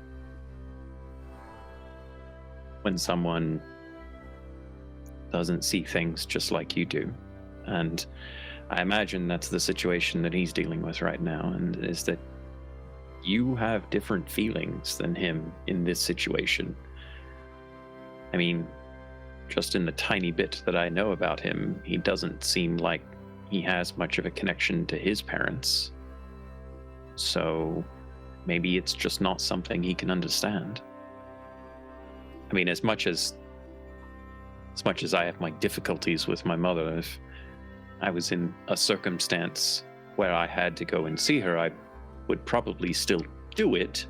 I would be a little bit skeptical of her motivations and what she's getting out of it and all of that sort of thing. But, you know, we still have reasons, right?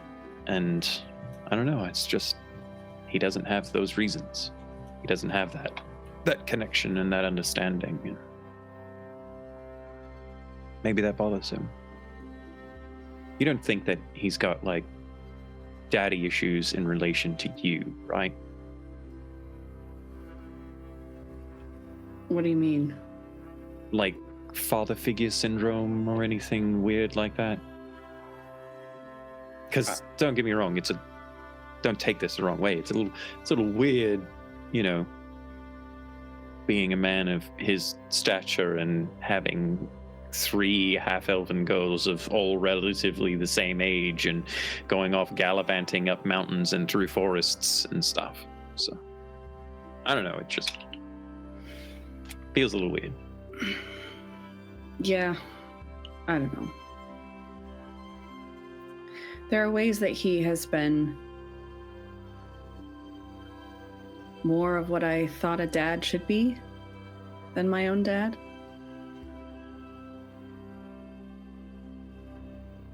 You don't have daddy issues with this, do you? They just kind of sit down on the small writing desk. You know what? That's there. This has been great. Is your letter's done? I need. Yep. They stop, pull you close to them, and kiss you, full on the lips.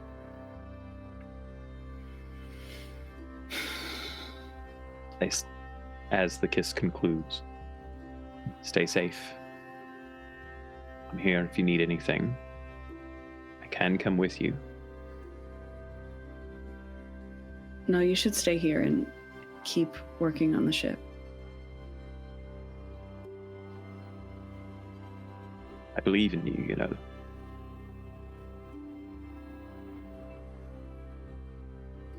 I believe in you too.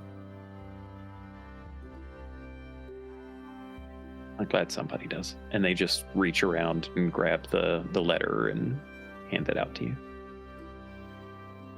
I'll do my best.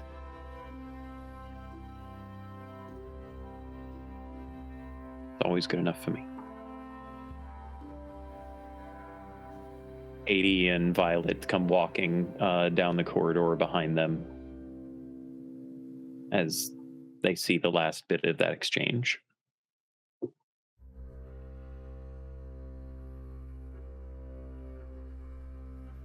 Are you guys being cute? No. Adorable. Well, are you ready to go? Is this coming? I thought they were Yes. coming. Okay, They're bringing So we- snacks. that's right. We just need to find Sisk and then. Do you mind giving your stone to Bren when we leave? So me? I mean, I can do that. Yeah, sorry, go. You all hear I know, Ren yeah. and Sisk coming down the corridor behind. Sisk, pack slung over his shoulder.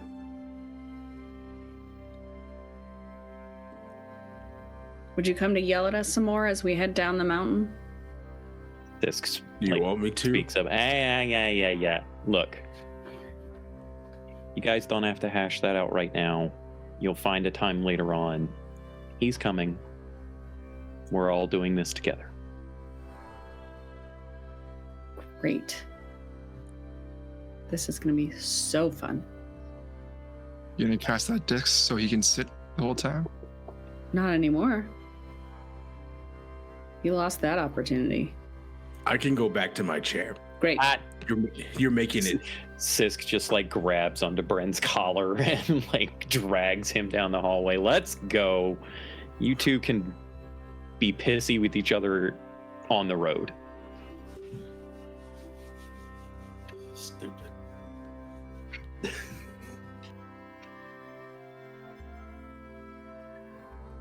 As you all finally trudge your way out of the ship, you start making your way down the mountain.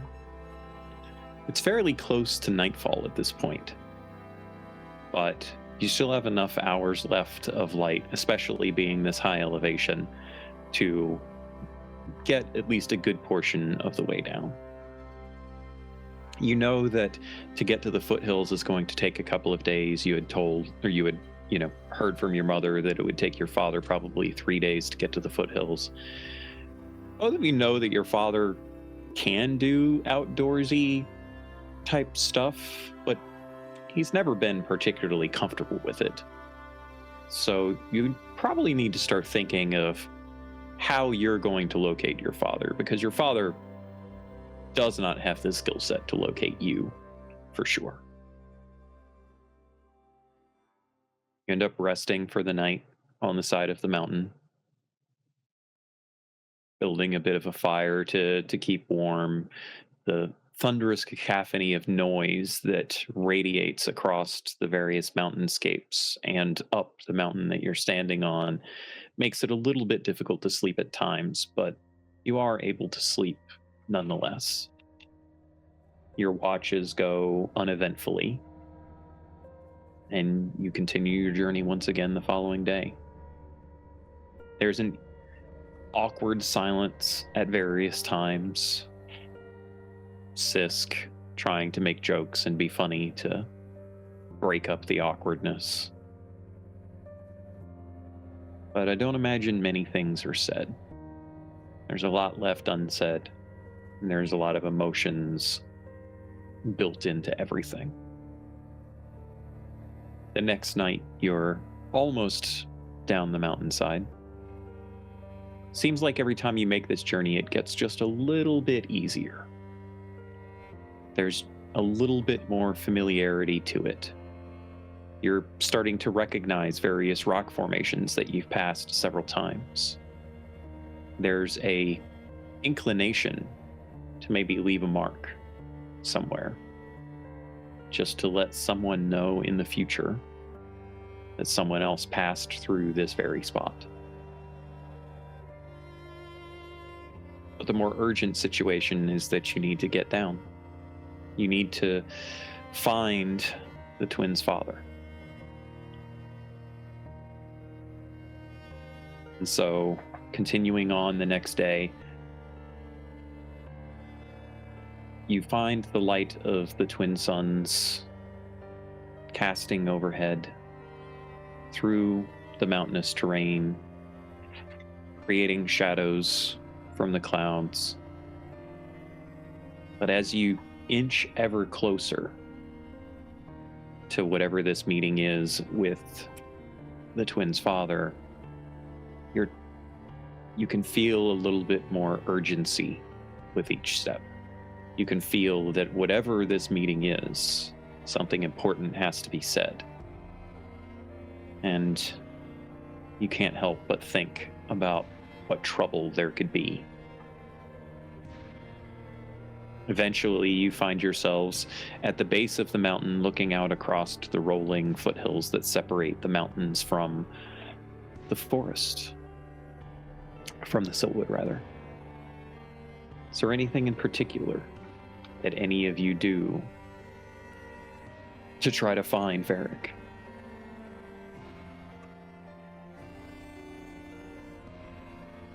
Start yelling Marco and wait to see if we hear a polo in response.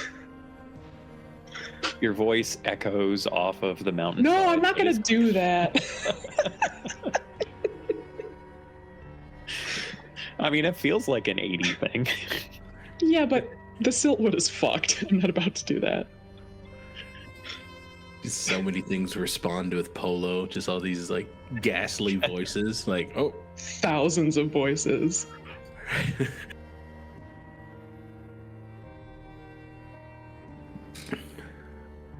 Okay. What now?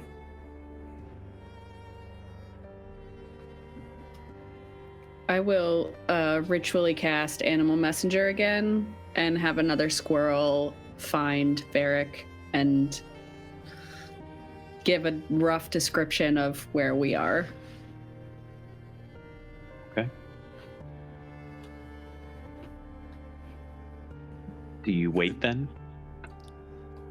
You know that the magic will move unerringly in to locate Varric, and it moves with an expediency, not quite, a sending spell, of course, but, it does its job. I think she would have consulted, this seems like a fairly well fortified place in case something happens. I think, if I send this to my dad, he will have the directions to find us. And we just wait.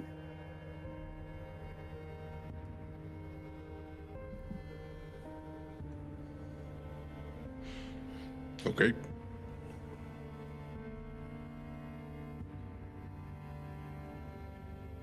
You all sit. Stairs, yeah. You make camp.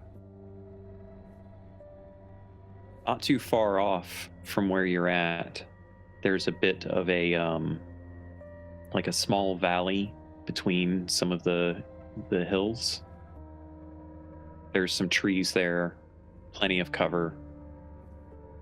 There's a bit of it's not a raging river, but it's not quite a brook. It's, just a little bit more water movement than that.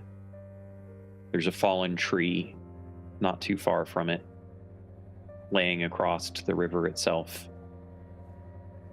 Seems like it could be a good spot, particularly if you have to wait.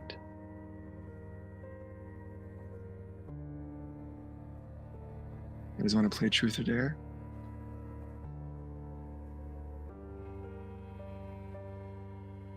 Of course I do. You first. Truth or Dare. As you all are playing Truth or Dare, a message actually arrives. Written, magical flying paper, folded, zips through the area around you, stops, and levitates itself in front of Mira. You recognize it as the type of thing that occurs from a certain classification of sending kit. Something that usually that's the way your parents communicate. You don't think it's from your mother because of her urgency and using of sendings so much recently, so it must be from your father. You reach out and take it, and there's just a few simple words. I'm on my way.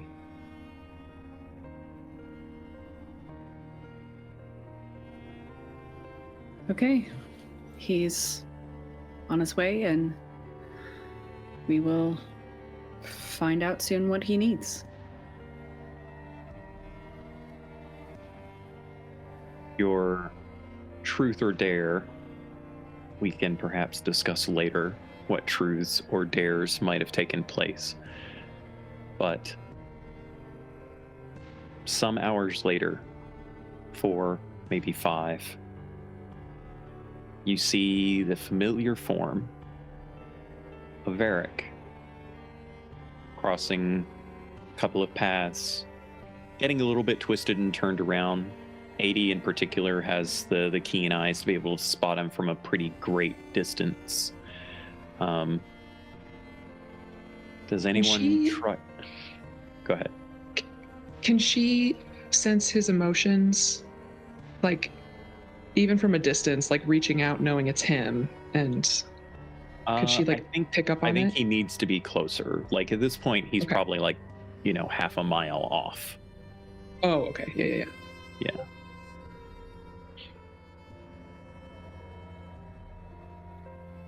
I would try to I would tell everyone that he's over there kind of going a little bit wonky. Should we go over to intercept him? Or you could, and Sisk is speaking, we could like pew pew end up a flare. Oh, I was like, I mean, I could do it. Yeah. I feel like, yes, please do. Do you think he's seen us? Will in a moment. And Sisk just does lights, dancing lights up into the sky. Now all of China knows you're here.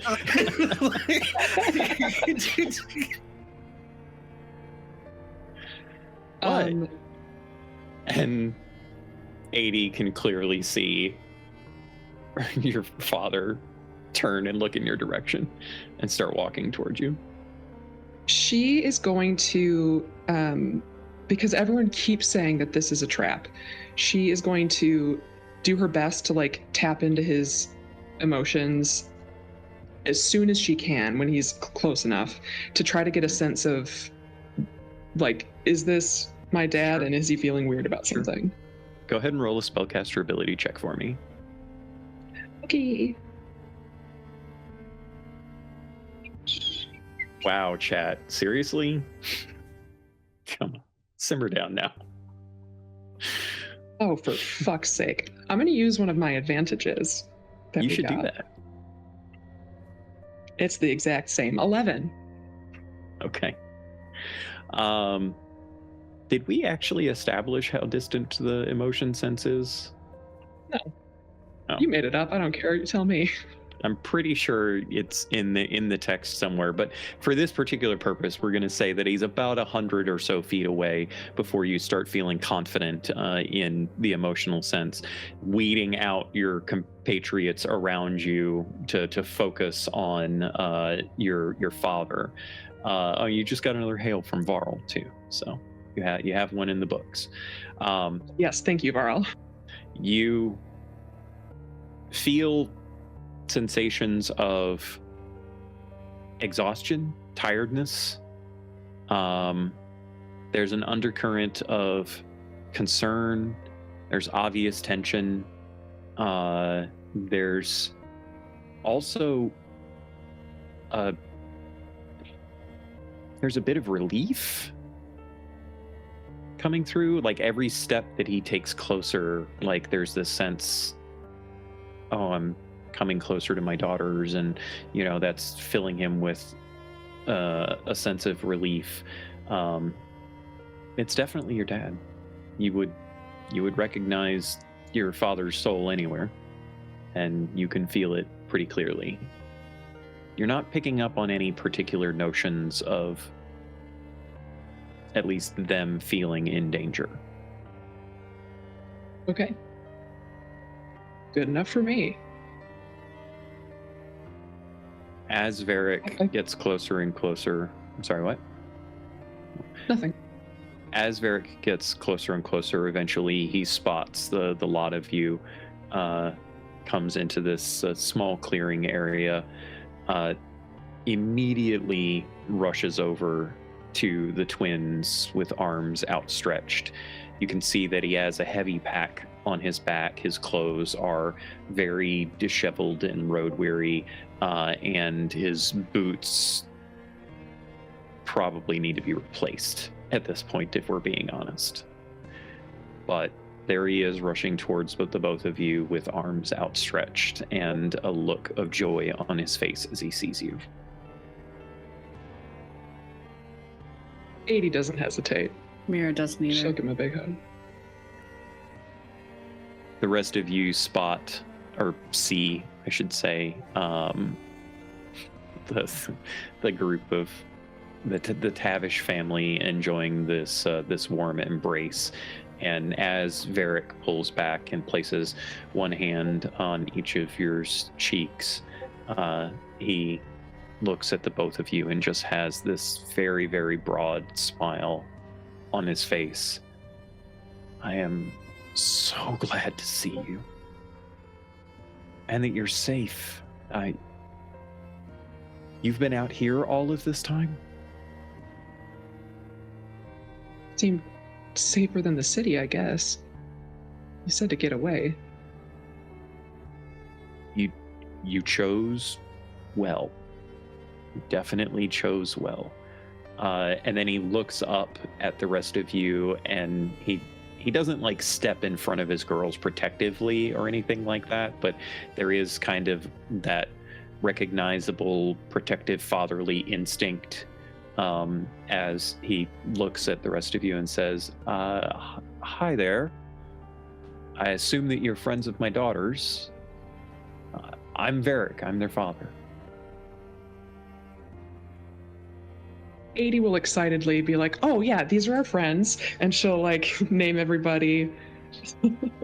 Sisk just looks back and forth between Violet and Bren and rolls their eyes and just like steps forward. They've taken the form of Sienna at this juncture, and they just step forward with a hand outstretched and shake his hand. It's good to meet you. And the two of them exchange a bit of pleasantries. 3 mimics in a trench coat. Damn, Jeremy. Dad, why did Mom say you needed to meet us so urgently? Right. Can we sit down?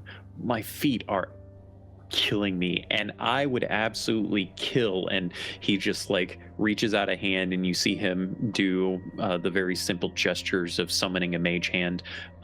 It doesn't come from him though. It actually comes from one of the rings that he wears. As you see his librarian's ring, a mage hand kind of materializes out of it, and it seems to be carrying a fabricated cup of magic that goes over and like scoops up some water as he like drifts over to the fallen tree and wearily sits down and starts pulling off his boots. Some like swamp, like dried swamp muck and like twigs and stuff come out of his boot. You can tell very clearly he's had a rough go of things, as the mage hand levitates back towards him with the water, and he just sits with a very, very heavy sigh.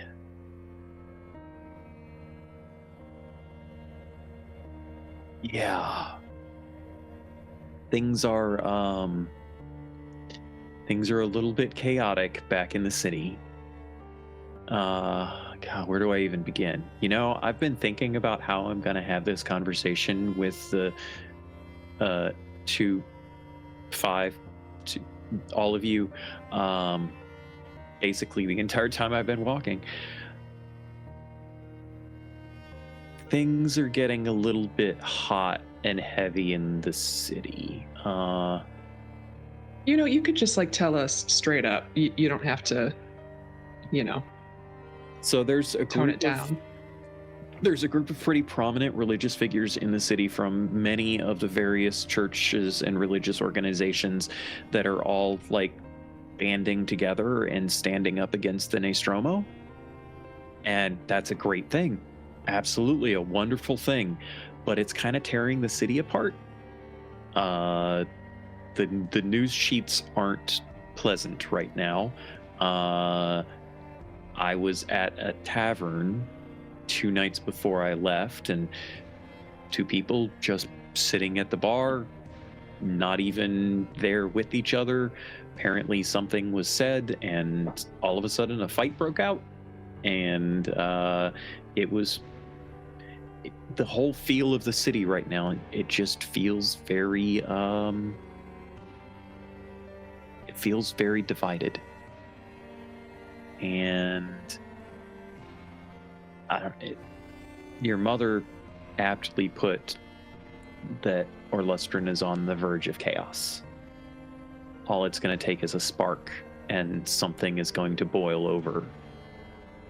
And I don't know where it's going to land. She's been approached not only by the Nostromo, but by these religious folks as well. And we're being asked to take a side. And your mother kind of feels like right now, if that were to happen, that would be the spark that ignites the city. And there's a lot of people just kind of looking for that excuse. So, yeah, it's pretty rough out there.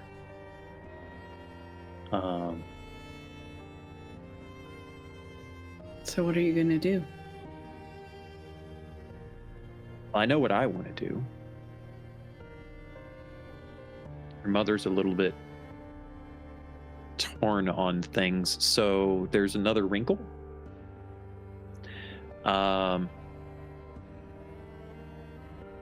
We think that there's something influencing at least a couple of the individuals in the Nostromo ranks. I've picked up on some, we'll call it extraplanar influence, and I don't quite know what the source is. And I genuinely... like fiends in a staff, that kind of thing? I'm sorry?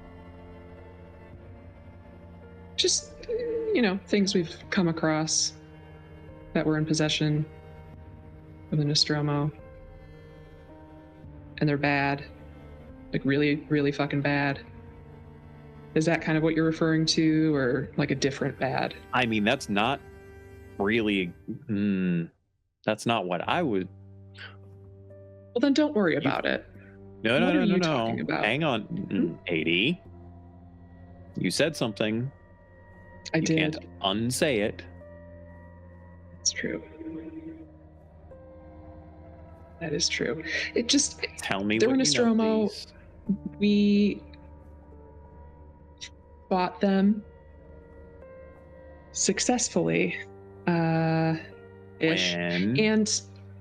And then we took all their belongings, as one does, and there was a staff, and it was possessed. I really don't understand the specifics of it, but there were a couple of voices of fiendish entities that were trapped by the Ascendant in the staff. They were coming out. Things got a little bad for a minute. They're better now. The staff was destroyed. It's not a big deal, but that's kind of that whole story. So, anywho, Varric just turns and looks at Mira. I'm fairly certain that's not the whole story. Can you offer me any guidance on that? Aidy will look to Mira and be like, "I nailed it." I can't offer more than what she's already said. Okay. In any case, what? Wait, first of all, when did you fight these Nostromo? A while ago. Was it before you left the city? No. No. Oh, okay. Well, now I can't scold you for not telling me sooner. Okay. What does all of this have You're to do certain with us? you're certain it was fiendish. You're certain of that. Right? There's no question that it wasn't something other than fiends. Aidy will be like, "Totally," and then sort of like look over to Sienna, like, "Please tell me if I'm wrong, because I don't fucking know." Oh no, you're I was caught in a 100% ring. right. It was absolutely a fiendishly possessed staff. 100%. And they See? just kind of give you the thumbs up. And Varric just kind of looks back and forth between Sienna and Aidy for a second. Okay, well that kind of explains a couple of things, I guess. That would be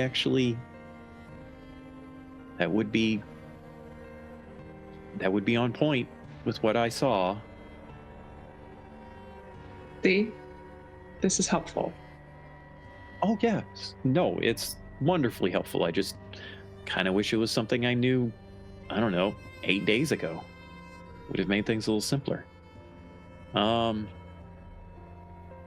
Okay.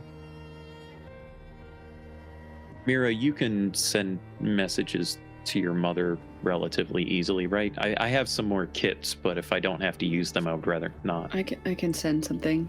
Okay, we're gonna have to send some messages to your mom in a little bit. Oh, all right. Well, that kind of makes our decision for us then. We weren't. He just looks at Violet, who had a hand raised. Oh no, I was just flinching. I'm like, what I decisions? thought you What were decision literally are you- No. Yep. So, I'm sorry. There was a question as to what your decision would have been? It's the question is how to deal with these individuals, the Nostromo. We weren't going to ally with them, if that's what you were thinking. No, of course not. I just wanted some clarification. The problem is that if we explicitly come out and ally with the people that we want to support, then that creates that tinderbox scenario and everything goes up. And we kind of don't want to be responsible for innocent people that don't know any better in society getting, caught up in the mix of things. What about all of the innocent people that have already been injured? You want there to be hundreds of thousands more? Sometimes that's what it takes to change. 250,000 people live in Orlustran. It's a lot of people. It's a lot of people that could get hurt through something that they don't know any better about. And history tells us over and over and over again that violent change brings about change, but not without tremendous cost. And slow change has cost too. But it's longer lasting. Okay, Mr. Tavish, what does this have to do with us? I don't understand why we're having this conversation in the first place. I understand that, like, you don't want to cause a big incident. Yes, no. But Violet, right? Violet, that was your name? Yeah. I just... Love your hair, by the way. Look, it's... really creepy, but yeah, thank you. I don't know you like that. Dad, why are you being weird? Did Mira and Aidy tell you about all the times that they wanted to dye their hair all kinds of crazy colors? We don't have time for this. I think Violet has an excellent question that I would like to hear the answer to. Yes, absolutely. So one of the individuals that's kind of wrapped up in the Nostromo situation, they are a newer acolyte. Will say that they have a respect for the renown that your mother possesses, and they've been talking to us about some things. They've been giving us some information. And Mira, your name has come up a number of times. What? Yes. In particular, a man named Ejoran is very interested in a lot of the things that you had said when you were being held captive by them. And Mira recognizes the name Ejoran as the person that had been most responsible for the pain that she suffered. Not that he caused it directly, but he was the one standing there giving the orders.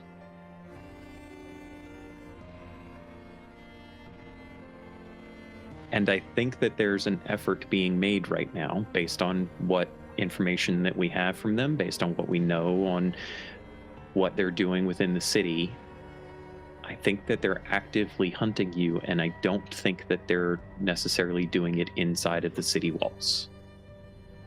Now, you said that you encountered some of these Nostromo after you left the city. So, as much as I don't want to make you feel weird about this, I am your father, and your mother and I talked about it, and frankly, I was a bit of an impediment to her back in the city anyway. I am here to help you to try to avoid whatever this circumstance is, because I'm your father and I love the both of you.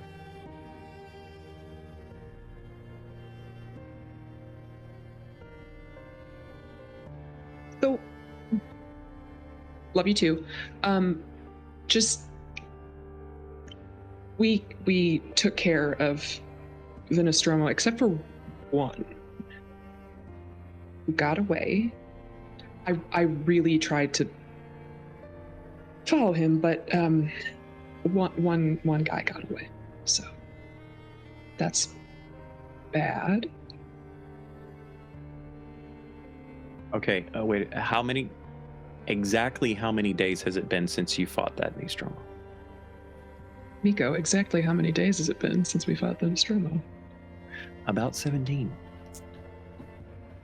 I would put it at like 17 days, probably, Dad. See him like doing a little bit of math, and he's kind of mumbling to himself. Okay. That news has most certainly made it back to the city. And I would not be surprised if it were to become known that there are more groups of Inquisitors being sent out right now. Over the past probably 10 days, we've actually noticed a thinning number of the Nostromo in the city. What had once been around 40 is now less than 20. And no one has seen Ejoran in about 7 or 8 days. Right side. There are fewer in the city. That's great. That's a bright side.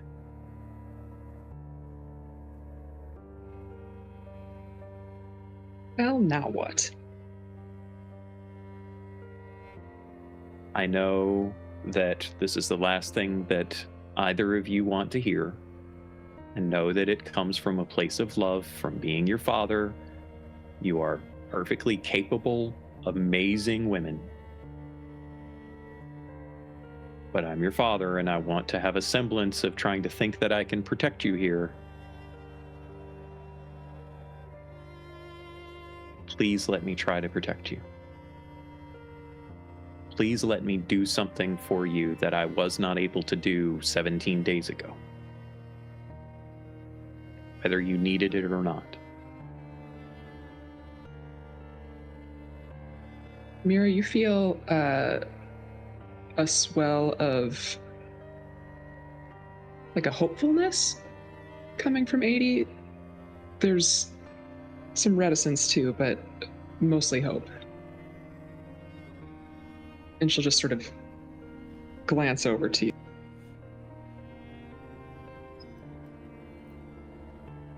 We appreciate your offer. And we take it in the spirit you intend, but it's not just our decision.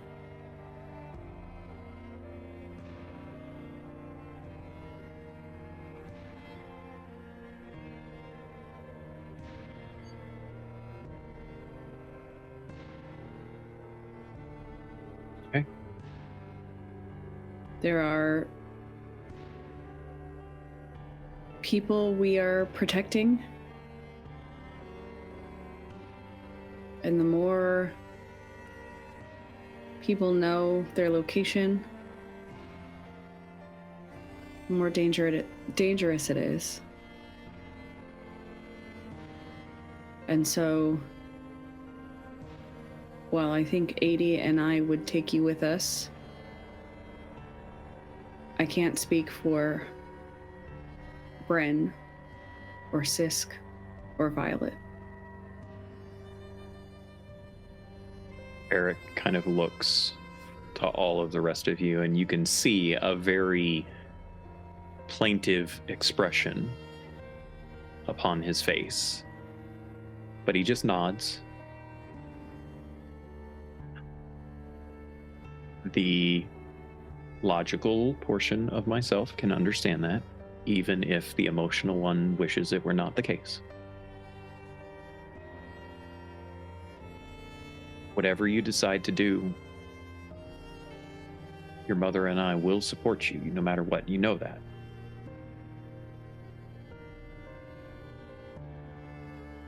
Take the time that you need. But can we just sit here and rest for a little bit? My feet are killing me, and I absolutely am desperately hoping that you have something to eat other than this horrible rations that your mother gave me. To which I'm Sisk gonna just tell her like, you said oh that." yeah. Sisk just pulls out the pouch and is like, I got pastries, and just starts like going through and pulling out some things.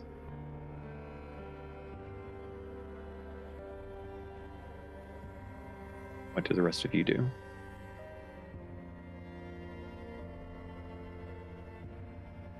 Aidy just watches them because she knows that she feels a building sense of not quite excitement, but enthusiasm that she knows has gotten her into trouble quite a lot. So she is just gonna let everyone else discuss.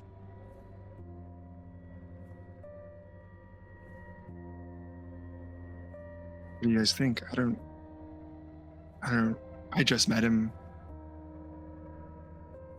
I don't know how he intends to protect you guys. It seems like he barely got here himself.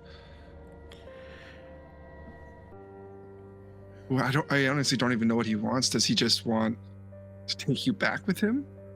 Like, or does he know about what we're doing? Did you guys tell your parents?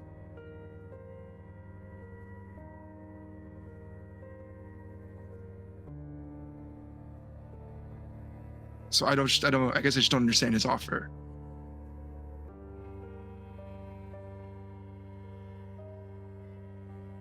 He's worried about us. I don't know. So he wants to take you guys back to the city that's currently sounds like a shit show. I think he wants to take us back to the city. I think he wants Does he? to stay with us.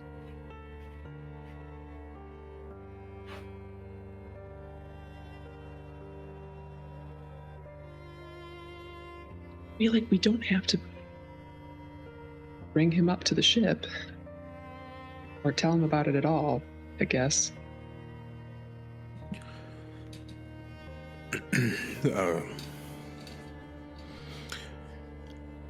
Respectfully, I don't think that this is a conversation fit for Violet and myself or Sis. You two have to make a decision, and it's going to be a very hard one. The way I see it, you have to decide which tie you're going to cut right here.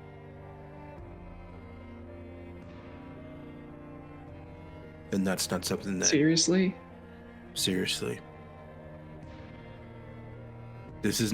No, hold on. This is not me giving you an ultimatum. This is me reading the situation for what I think it is. You have two options here, and you can't have both. I don't see where there's an option to have a little bit of one and a little bit of another. And Violet and I and Sisk, we can't help you on this one. But we'll be here to support whatever it is you decide.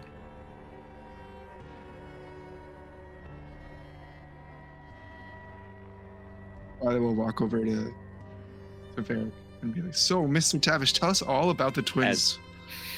As you walk over, you see Varric is sitting with Sisk, aka Sienna, and they're like, Sis gets along with everybody, right? So they're chit-chatting it up, and you hear him say, "Oh yeah, no, I thought of that." So, and then he like holds out this amulet, and he says, "Yeah, the Nostromo are very good at using divination magic, but that's why I picked up one of these from one of the merchants in town. It like protects you against divination magic, so you can't be tracked and whatnot."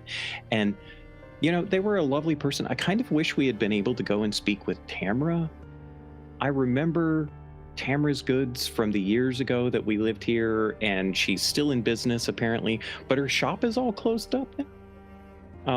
I guess she's gotten out because of the chaos of everything that's happening. I always liked the things that she made and sold. But anyway, so I picked up this amulet, and Siska's just like nodding along. And as Violet comes over, and you guys all kind of hear that conversation taking place, whatnot. Aidy spots it first. The air suddenly grows tense, and you hear footsteps, deliberate, unhurried, reach your ears.